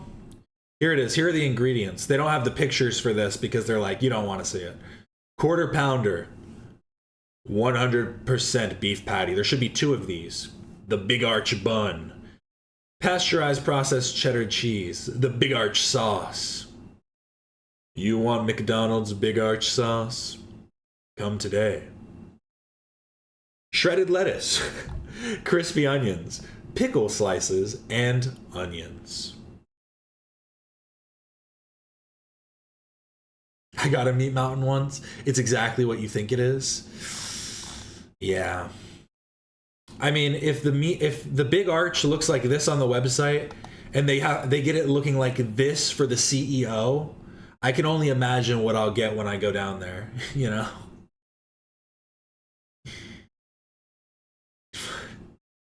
Hey, can I get the Big Arch? What did you just say to me? I wouldn't be surprised. Can't forget that government processed cheese. I like that it's just white cheddar too. They didn't even try and do something interesting. But hey, it's sesame and poppy seeds. That means this burger is good for you. And having over 1,000 calories, psh, you're gonna want to eat something after this? You're gonna want to eat more? Oh. This will make me sick for at least another day.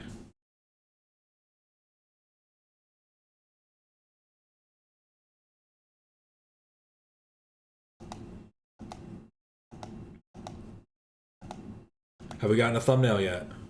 We have not. It's supposed to start in 1 minute and 57 seconds. We haven't gotten a thumbnail or a title. What is going on? This is all Georgie's fault. You know what I have been wondering?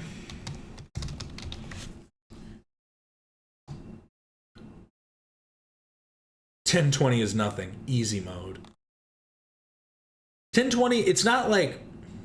Here's the thing. If you're only eating like big meals, like 2 big meals or something in the day, 1,000 for a meal isn't that crazy. But like 1,000 for one burger that doesn't even have that many toppings on it. Whew.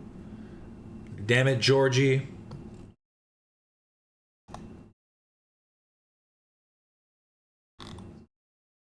I was wondering if the H3 lore website had been updated much. Oh, okay, so they have started adding a bit more. Honestly, pulling up the prolapse on here, I don't know if it's safe. It's blurred out, but I'm almost, oh my god, there it is again. I can't go on that tier without looking at it. Okay, I just have to and hope for the best. It's blurred out. My god, you can totally make out what that is. But they added the traffic report. The traffic reports from Dan. And if you go further down, let's see if they've added anything else. The traffic reports from Dan.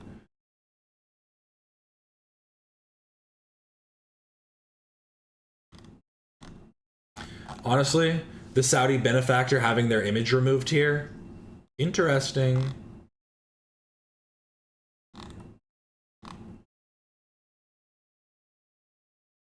It looks like the main ad that I'm noticing was that one. I don't think that I got to that when I first looked over the tier list back in the day. And the prolapse, or no, I did. The prolapse is farther up. I got worried for a second. Ugh. See, there's the meat mountain I remember. The cold slice of cheese on it is crazy too. A cold slice of cheese on your meat mountain. Just shoot me. I mean, in a video game. In Arby's.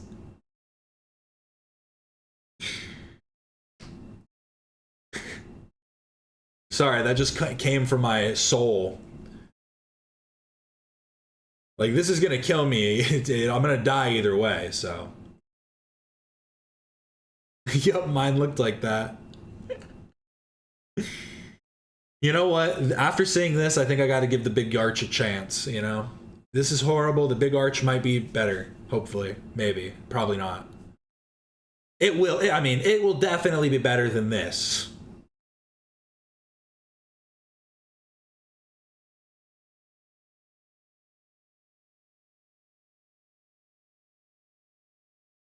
Yeah.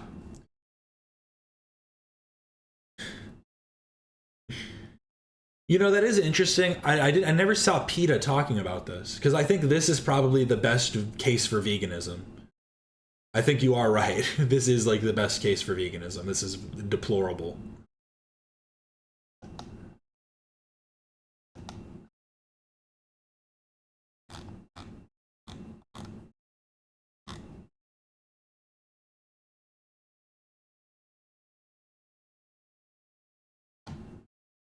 I don't think Alex would like a Burger King Chicky Sandy. See, when I was a kid, I actually did kind of vibe with my school's spicy chicken sandwich. They kind of had one that was pretty good, but I also ate the school burgers, I won't lie. After I started making burgers at home, though, I was like, I can't have any other burgers. Have a couple steamed hams. I talked about this briefly before. I'm currently working on a video about adult animations, and I just got finished with doing my section on The Simpsons, which shows you I have 10 more years. I've gone over 30 years of adult animations thus far, and I've only gone through like 7 or 8 out of the 52 entries that I have to go through. And I just finished The Simpsons, which was 1989, December 17th, 1989. And I was like, how are there so many in the 90s? How are there so many shows across the 90s? And a lot of them aren't that good. I mean, not a lot of them. There's a decent chunk that aren't that good. There are a lot of good ones, too.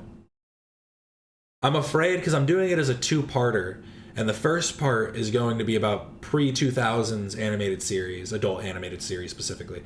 And then the second part is going to be about 2000s adult animated series. And that I feel like is going to end up being like a 4-hour video, because it's like, there's so many series that have come out in that time.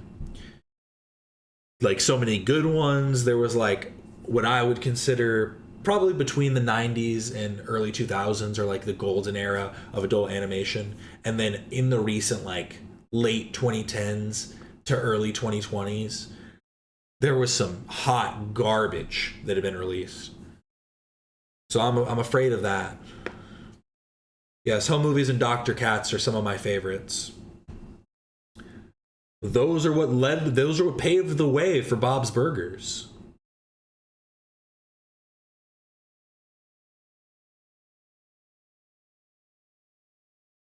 One that I found that was actually a super early show that I'd never heard of this before is Wait Till Your Father Gets Home.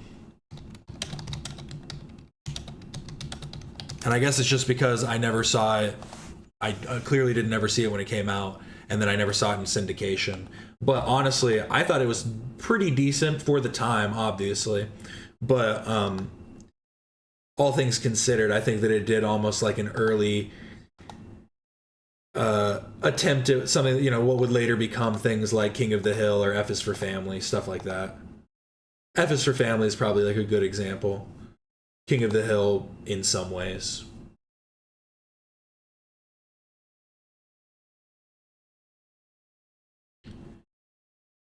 Oh, but one that I was talking about, this one was crazy. Stevie and Zoya. Stevie and Zoya. Has anybody heard about that? Yeah, the title is just a threat. Wait till your father gets home. Yeah, it is just a threat, basically. Stevie and Zoya, though, I mean, it's a good threat, too. Nobody wants dad home angry. But Stevie and Zoya was this weird MTV show that was when MTV still had music videos and was played as like bumpers between ad placements. And it was basically about these two agents of some kind that were trying to stop the KGB, stop like aliens, voodoo woman, stuff like that. It was honestly really good, and I liked it a lot. It was very short. It was voiced by the professor from Gilligan's Island, like narrated by the professor from Gilligan's Island, and like I really enjoyed it. And so I tried to find more of it. And the animator creates like AI versions of this show now on YouTube, and it's so garbage. It's so bad. Oh, and it upset me so much. It genuinely I tore my heart out. Because I really liked the art style and like the way that this was done. Was this part of Liquid Television? This actually predated Liquid Television by a few years. I think only by like 2 years, actually. 2 or 3. But I think this would eventually go on to Liquid Television because Liquid Television had new creations and stuff that were made, like Frog Baseball, Beavis and Butthead, and then pulled from these older series like Stevie and Zoya and what was the other big one? Stevie and Zoya and Aeon Lux. I never know how to say the name. Aeon Flux, not Lux. What am I saying? Got Rich Lux on the mind. Yes, but Aeon Flux, which would then become a movie and stuff too.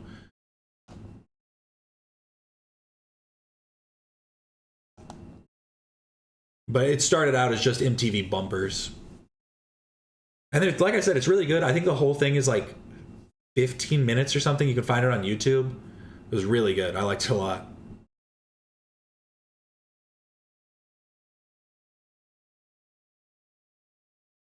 Life with Derek was on Disney Channel, but apparently it was only in Canada. Life with Derek. You know what's interesting? I was actually a fan of different Canadian shows. I've never seen this. Yeah, I've never seen this one, Life with Derek. Interesting. Came out in 2005. See, I remember there were a few that came over from Canada that were pretty big in the US, including on Nickelodeon, I think it was, had Mr. Meaty, right? Yeah, Mr. Meaty. That was Canadian, if I'm not mistaken.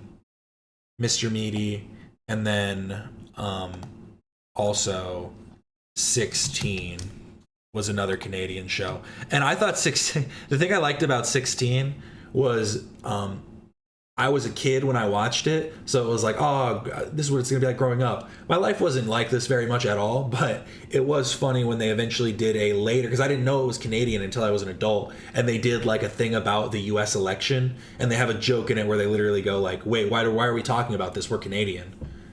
They're like, why do we give a shit? Zeke and Luther was my shit. Those were my dogs. I forget the guy that played Cookie. Wasn't he in that show too? Wasn't Cookie from Ned's Declassified also in that show?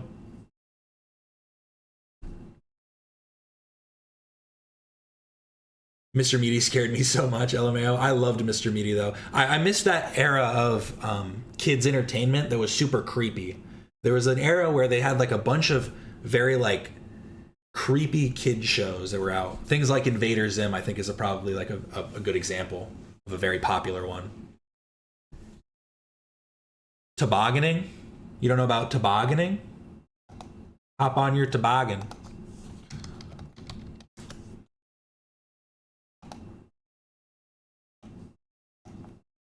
You never been tobogganing?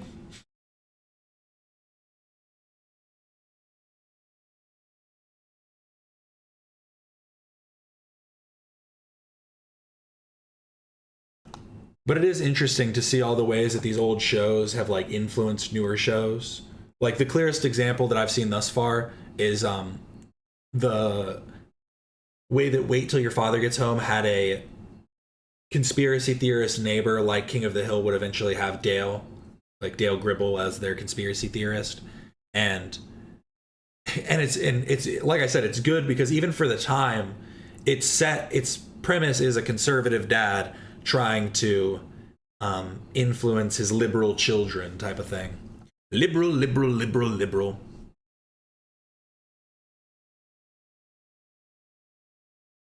The Worm from Freaky Stories. But it's good to see like the ways in which this conservative father also pushes back on like his conspiracy nut neighbor type of thing. I've seen this, but I think I only ever saw this on YouTube. I never watched this. But yes, I've always been a big fan of puppets and like claymation and stuff. That another good animation from across the pond. Across the Pond had Dick Spanner PI, which had an American voice actor for some reason, which was a nice claymation work. Apparently, the Dick Spanner PI puppet, the original puppet, went missing, and the creator was like begging for it back. He was like, "Please, somebody bring it back."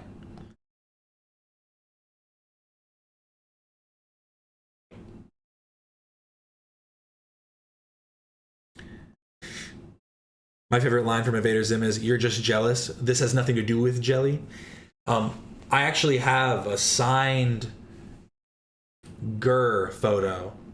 It's a Gurr image that's signed to me, and it says something about when pigs fly, I'm pretty sure. Because it's got Gurr on the pig. Kind of legit, what can I say?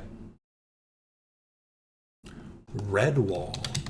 I was thinking tomorrow just doing a whole stream about animations and stuff since I'm making this video. I've never heard of this. Redwall. This looks cool. From '99. Children's fantasy novel by British writer Brian Jacques. Brian Jacques. Published from 1986 to 2011.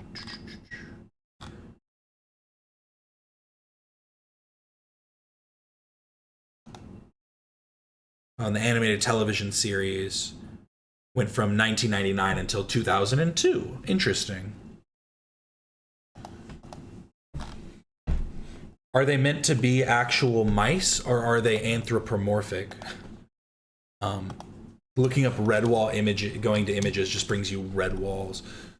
Are they meant to be like actual mice with their own kingdom, or like that's a part of like a greater world?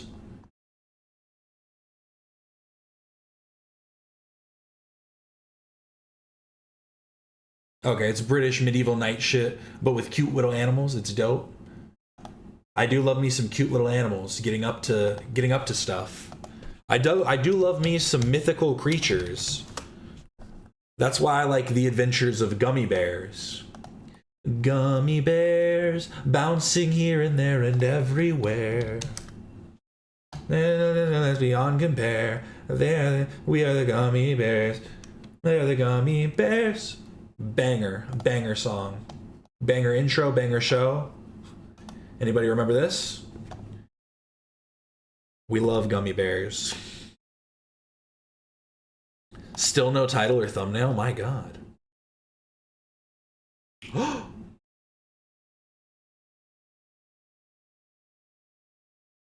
Remember when everyone online hated Caillou? I don't know if I'm spelling that right, but that was a weird time. To be fair, I hate Caillou, but I don't hate the character Caillou. I hate the show. Because here's the thing. I don't mind simplicity. I don't mind doing things for a budget, but they're trying too hard to make it look like a children's book. And I never liked the way that they did this, like, fading out to white around the corners. I don't care that he's bald. I don't care that he's some dumb kid that's kind of annoying and mean and gets away with everything. I don't care about any of that. The big thing was, does it still work? Oh no. With AI, it's not a thing anymore. When you used to look it up, it was like, you'd look up, does Caillou have cancer? And then the answer would be, no, Caillou doesn't have cancer. He went bald because he's never experienced love or something. It was something like that. I like the fading white. Well, the thing is, I don't mind. It's also wrong because it's only done for the backgrounds. So he's still like peeling outside of the backgrounds, which would imply that this is like almost like a dream sequence or something. I just don't like it. Oop.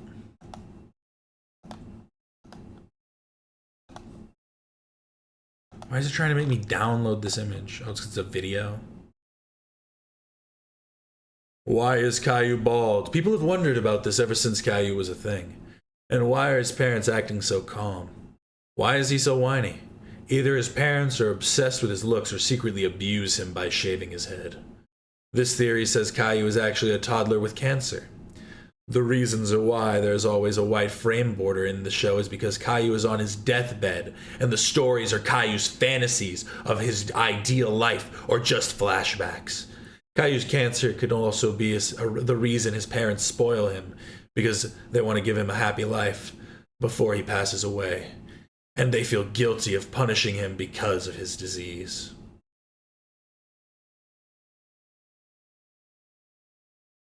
I've never watched a single episode of SpongeBob. Would recommend. SpongeBob is pretty good. Just check out the early seasons. There's definitely in the same way that the ocean has a drop-off, so does the show. I'd say after like season, you get a good amount in. I'd say like 6 or 7. I feel like 6 or 7 is probably, oh God, I just realized I just did the 6-7 thing. God damn it. I was genuinely thinking about it. But genuinely, like, I think season 6 is probably the best season. Not the best. It's probably the last good season of SpongeBob. But the best seasons are probably like 2 or 3. There's one season that has all the memorable episodes.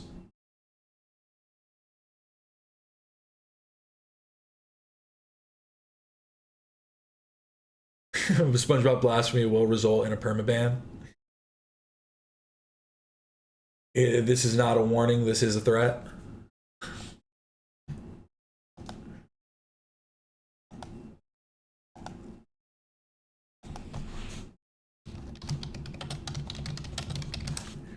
See, this is how you know when to stop watching. Watch. I'll show you.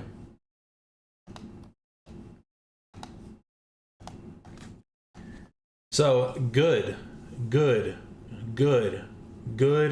start to see it. You start to see it in the movie. You're like, okay, they're changing it up a little bit. Good with season 4. Okay, starting to get that square look, a little too square. And then they go back a little bit. You know what? I cut it off at 6. I think season 5 is the last good season.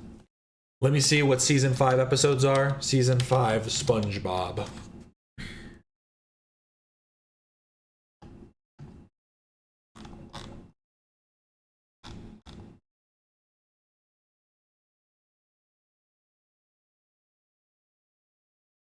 Band in Bikini Bottom, part 1 and 2. Or no, I think that is just... Maybe this is a part 1 and 2. It just says it dropped on 2 different dates, but it seems like the same episode.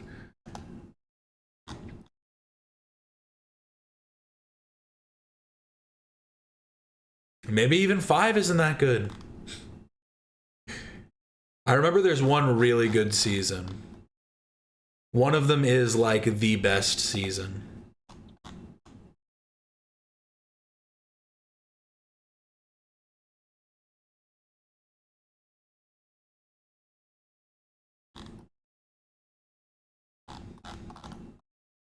Yeah, Alex, you hate SpongeBob so much. What's your favorite cartoon, huh? It doesn't even need to be your favorite. Just name some good ones. Let's hear it. Mr. SpongeBob hater.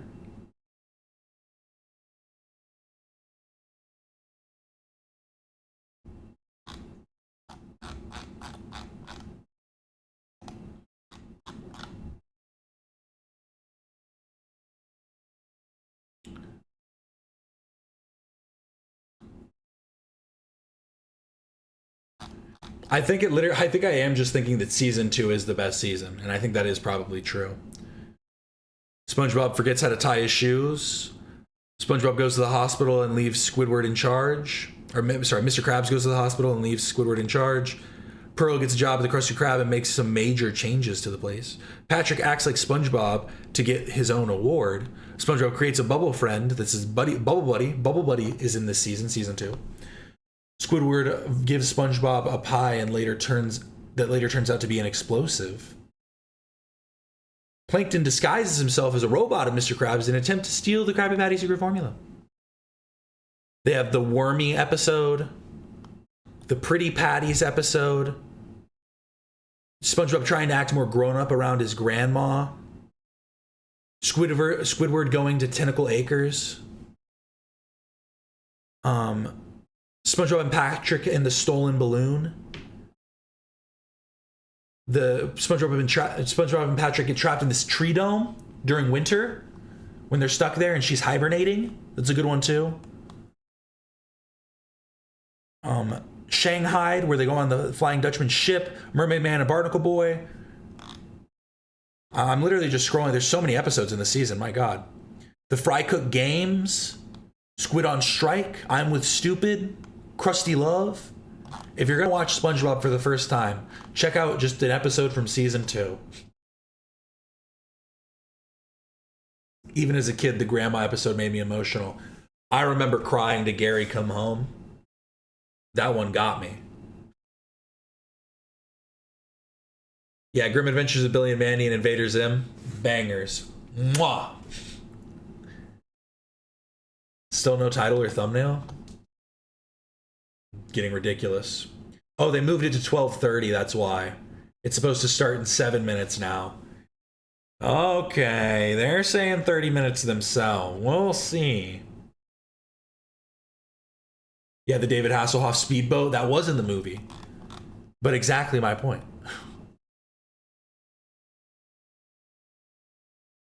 Wow, season 2 of SpongeBob spanned 3 years. It premiered on October 20th, 2000, and ended July 26, 2003. Season 2, the one season, that's crazy.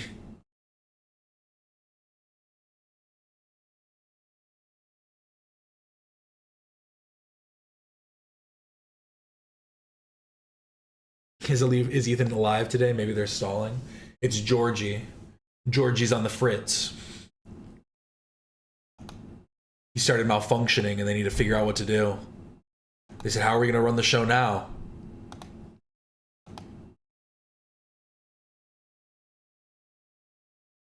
Wait. I just realized. Is George?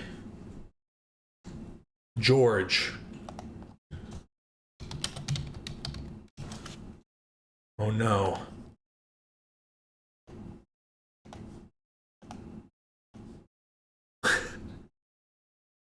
I swear, every image of Bad Empanada is so goofy.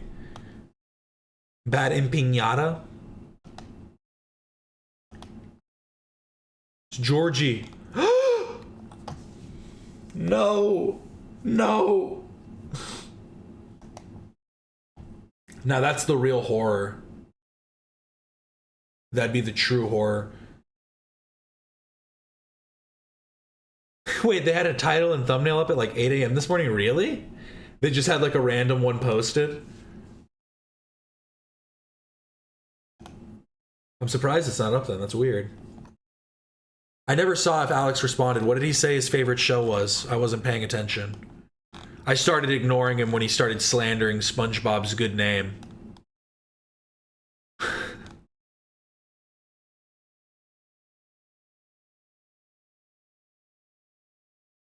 All he said was name three. All he did was do the name 3 cartoons thing. Coward. Where's Alex the Fictions at? Where's Alex? Where's the other Alex at? Do we think George? I can't even remember what his name is now.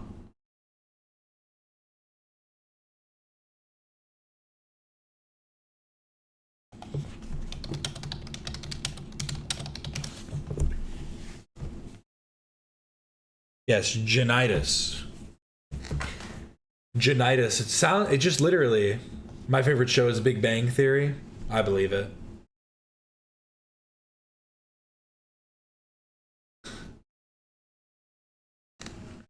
I do like Smiling Friends a lot. Are you upset that it's ended now? It's over? No more Smiling Friends? They were supposed to have 5 seasons, but they're calling it quits after 3?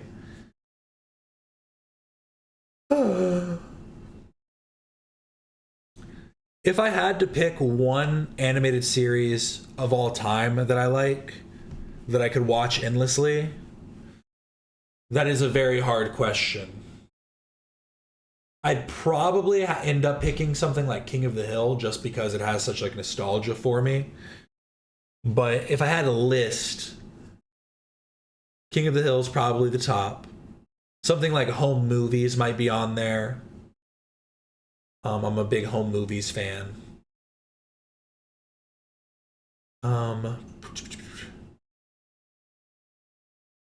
See, honestly, I haven't seen all of Archer, but Archer probably would be on the list just because I appreciate the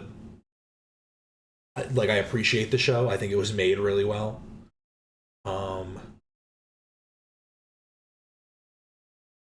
Both of those with John H. Benjamin. I always forget which way the letter goes.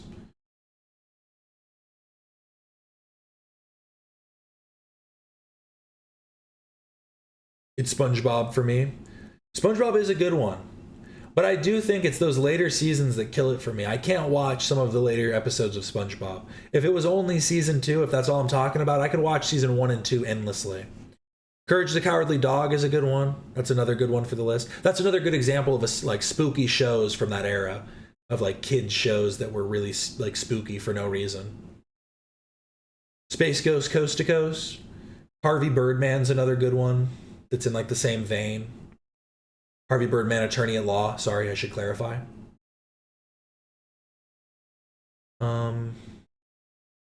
You know, I like Harvey Birdman, Attorney at Law and Space Ghost Coast to Coast.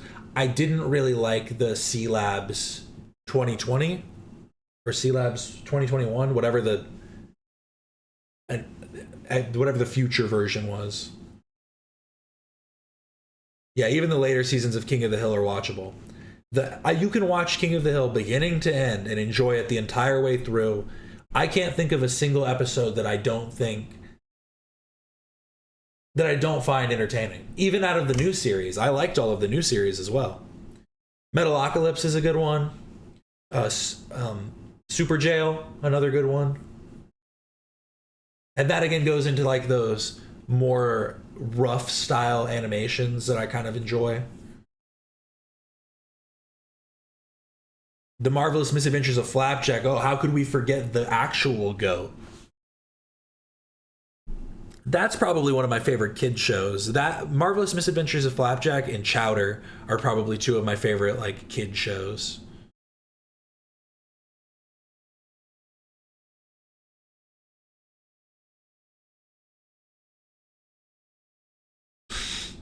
Everybody's a madman sometimes, right? It happens.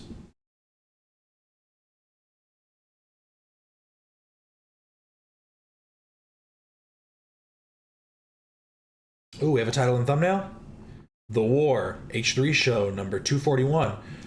I gave you guys a little bit of a breakdown from the stuff I was able to find. Obviously, they have a bigger team, so they'll be able to do a little bit more research into the stuff. I'm glad I was able to give at least a basic rundown of the stuff that we know thus far.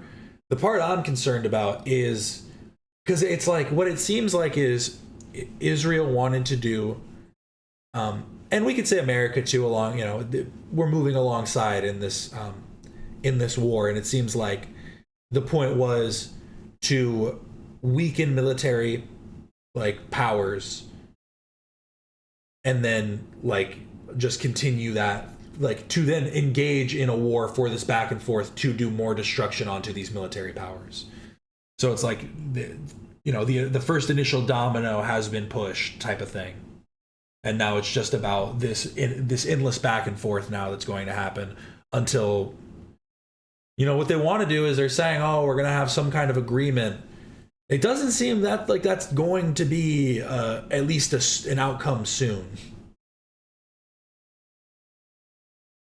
Literal war zone. No war zone, just a full.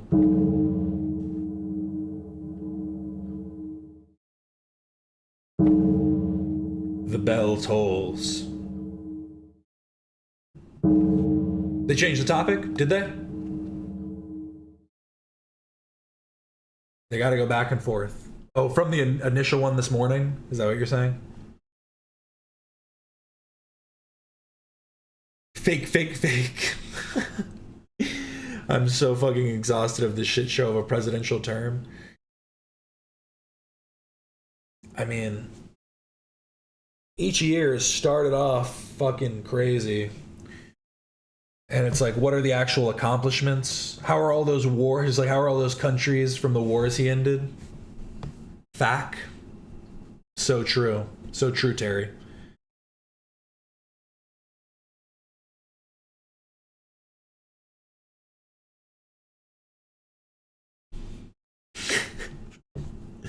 Fake, fake, fake, liberal, liberal, liberal, liberal. You have no clue.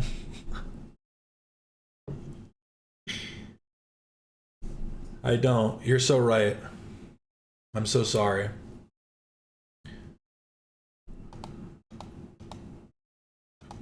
I don't understand this like positioning of Trump didn't start anything. You can think that he started the war and agree with it if you think that it's justifiable. The whole thing is I don't think many of these people can justify it. So they're just saying, well, it was inevitable. If Trump is if we're getting pushed against where people want to attack America, people hate America, right? We're just going to let them keep saying that? They want to kill Americans. They want to kill Americans. So we've got to get them first. Like, come on. Roblox, Roblox, Roblox.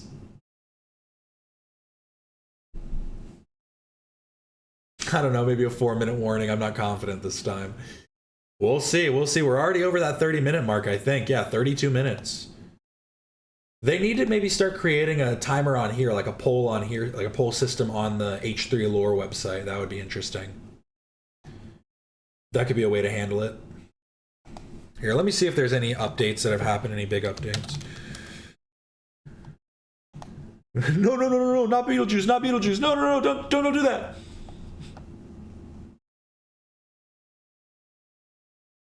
People in 2 countries celebrating their freedom and American while you talk trash. Have you seen the people in Venezuela that are afraid? Have you seen the people in Iran that are afraid? The people in Iran that after the death of the Ayatollah were chanting death to America because of the opposition that they have to the attack? Like, you act as though everybody's monolithic and everybody agrees with everything that you saw online. So why don't you go look for more things online, and you might be able to get a more full picture.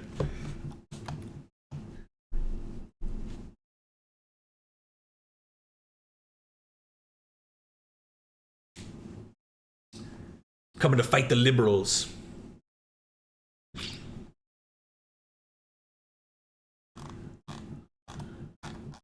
Here we go. Oh, cool. Here it is. Here it is again. So here were the strikes that were done in Iran. And then it finally pulled back up. I don't know why it was. So exchange of missiles batters Iran and the wider region. Since the U.S. and Israel began a joint attack on Iran, Iran has attacked U.S. military bases and cities across the Middle East. The circumstances behind some strikes, such as the attack on Towhid Girls Elementary School, are disputed. And I'm assuming that means that they just don't know exactly where those strikes were coming from, but we do know that children have died because of this. And so I can see why people don't want Trump to claim the start of this war.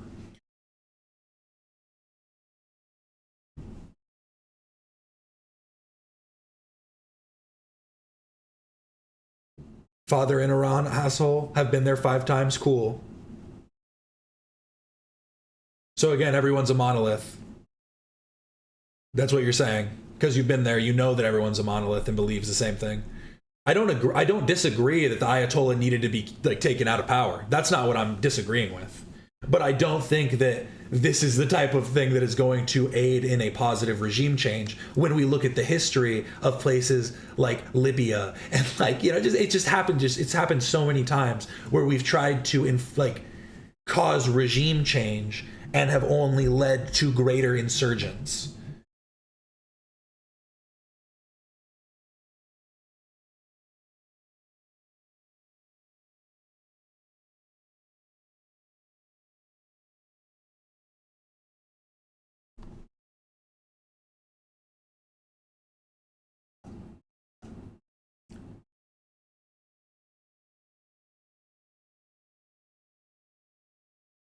So reported air strikes include air, drone attacks, shelling, artillery, missile attacks, and intercepted attacks. The data includes attacks recorded by ACLED up to March 1st at 10 Central East.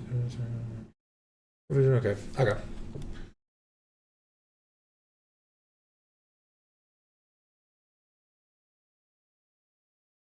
Yeah. The Board of Peace started a war. Who would have seen that coming?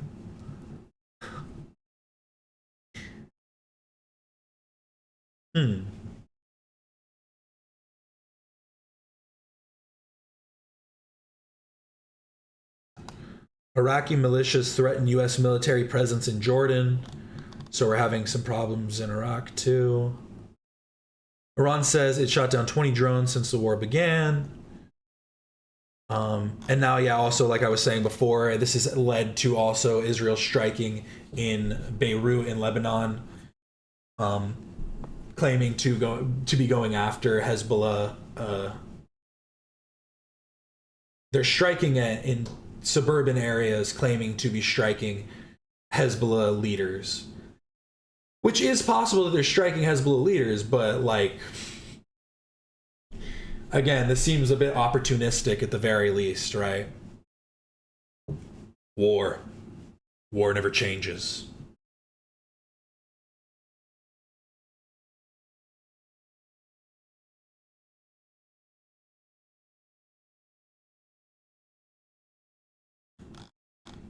And I mean, I guess we'll just wait. I guess we shouldn't care right now, right? Because Trump still says that there's a bigger barrage of strikes that are coming, so I guess we should just wait for that, right?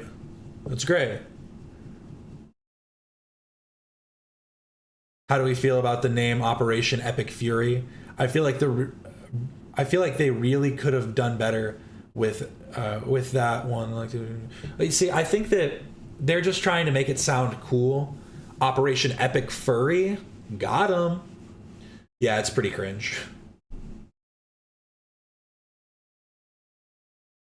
Epic Fury is what my son would call his toy. I believe you. I mean, that's what they're doing with this country, though, right? It's just their play toy. It's just their toy thing. Baron named it. I asked Baron. He said, Epic Fury. And I said, that's a great answer.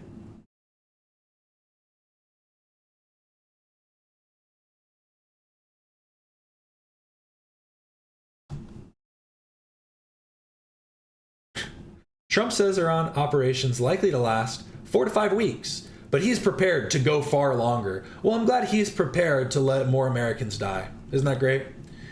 Your death is a risk I'm willing to take. Like, that's like, come on. NATO Secretary General Mark Rutte said in an interview that the United States and Israel's war against Iran is crucial for security in Europe. He said the allies could support the effort even without direct involvement in military operations through logistics and access. Rutte, or I don't know if it's Rutte or Rutte. I'm going to say Rutte. Rutte, a former prime minister of the Netherlands, said he unreservedly approves of Trump's decision to attack Iran and kill its supreme leader. Rutte cited the threat of the nuclear-armed Iran. It would be a stranglehold on Israel. It could potentially mean Israel's defeat, Rutte told German public broadcaster ARD in its Brussels studio on Monday. When asked about the possibility of NATO entering the war, Rutte said absolutely no one believed that NATO would be involved. This is Iran. This is the Gulf. This is outside NATO territory, he said. NATO troops deployed for 20 years to Afghanistan, and its 2011 air campaign helped topple Libya's late leader Muammar Gaddafi. And again, we saw how that went in Libya. It wasn't no 4 to 5 weeks. At least for them it was. For some people, you can be like, oh, it wasn't that long. It wasn't that long. Come on, really?